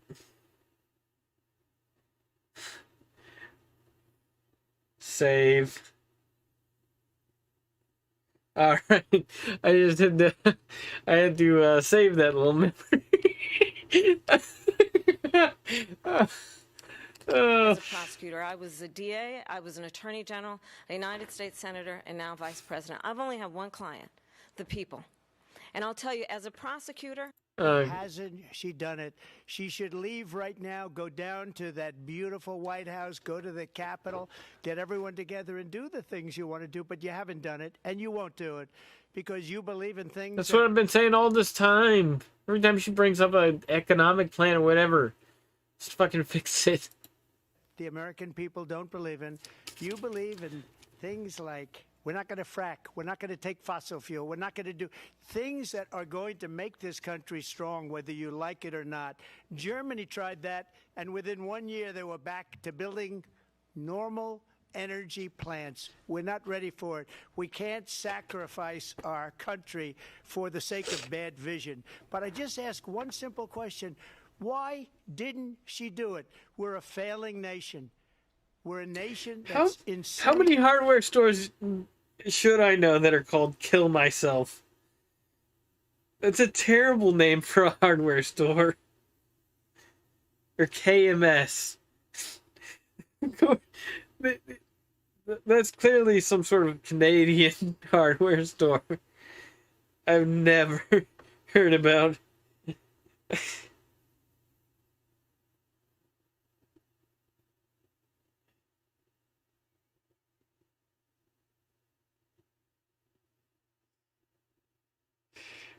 One second.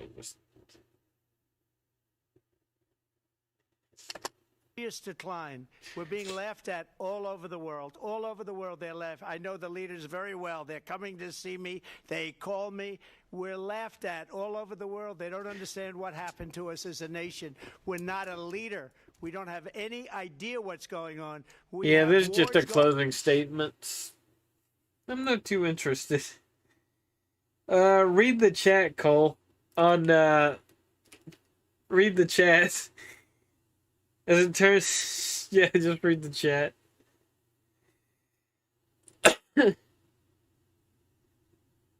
I thought he was saying he was gonna kill himself. Show the ear. Oh. Yeah, look at that. Look at that ear. 1 sec. Yeah. I can't really tell that he got shot, to be honest with you. Maybe a little right here? Or was it more right here? Yeah, it's hard to tell.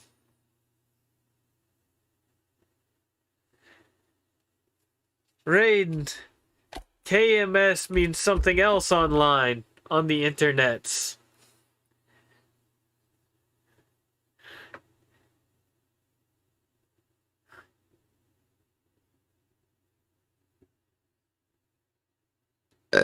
I thought it was kind of weird you were bringing it up in chat just then, but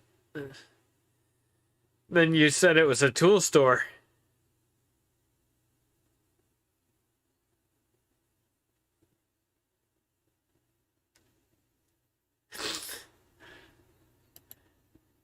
Yeah, see, I can't really tell that he got shot right there.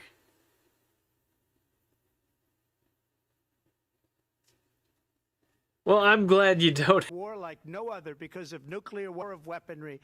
3 world wars. Rebuilt our entire military. She gave a lot of it away to the Taliban. She gave it to Afghanistan. What these people have done to our country, and maybe toughest of all, is allowing millions of people to come into our country. Many of them are criminals, and they're destroying our country. The worst president, the worst vice president in the history of our country. President Trump, thank you. What month does your Playboy come from, Raiden? And that is our ABC News presidential debate from here in Philadelphia. Looks like that's it for the debate. Oh yeah, I saw you were just hopping on that. Cool. Have fun, buddy. I'm about to log off here shortly. Right after Raiden tells me his secrets. His deepest, darkest secret of what month his Playboy came from.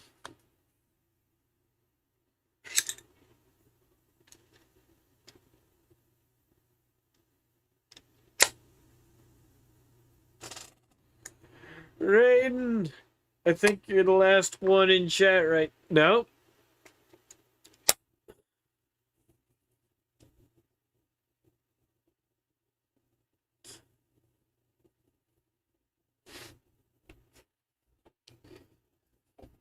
Ah!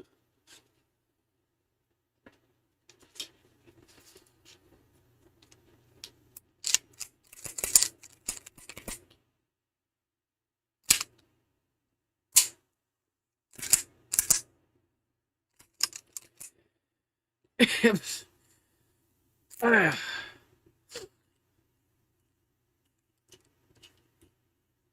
All right.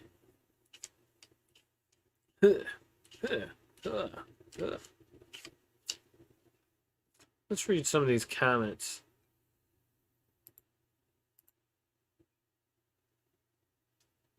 July 1982. That's one of the... Oh, hell yeah. It's the, it's a good month. Dr. G. Trump is new president.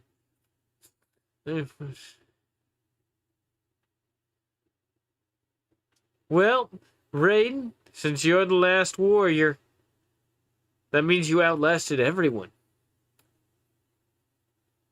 Congratulations. I'll see you later, buddy. Bye.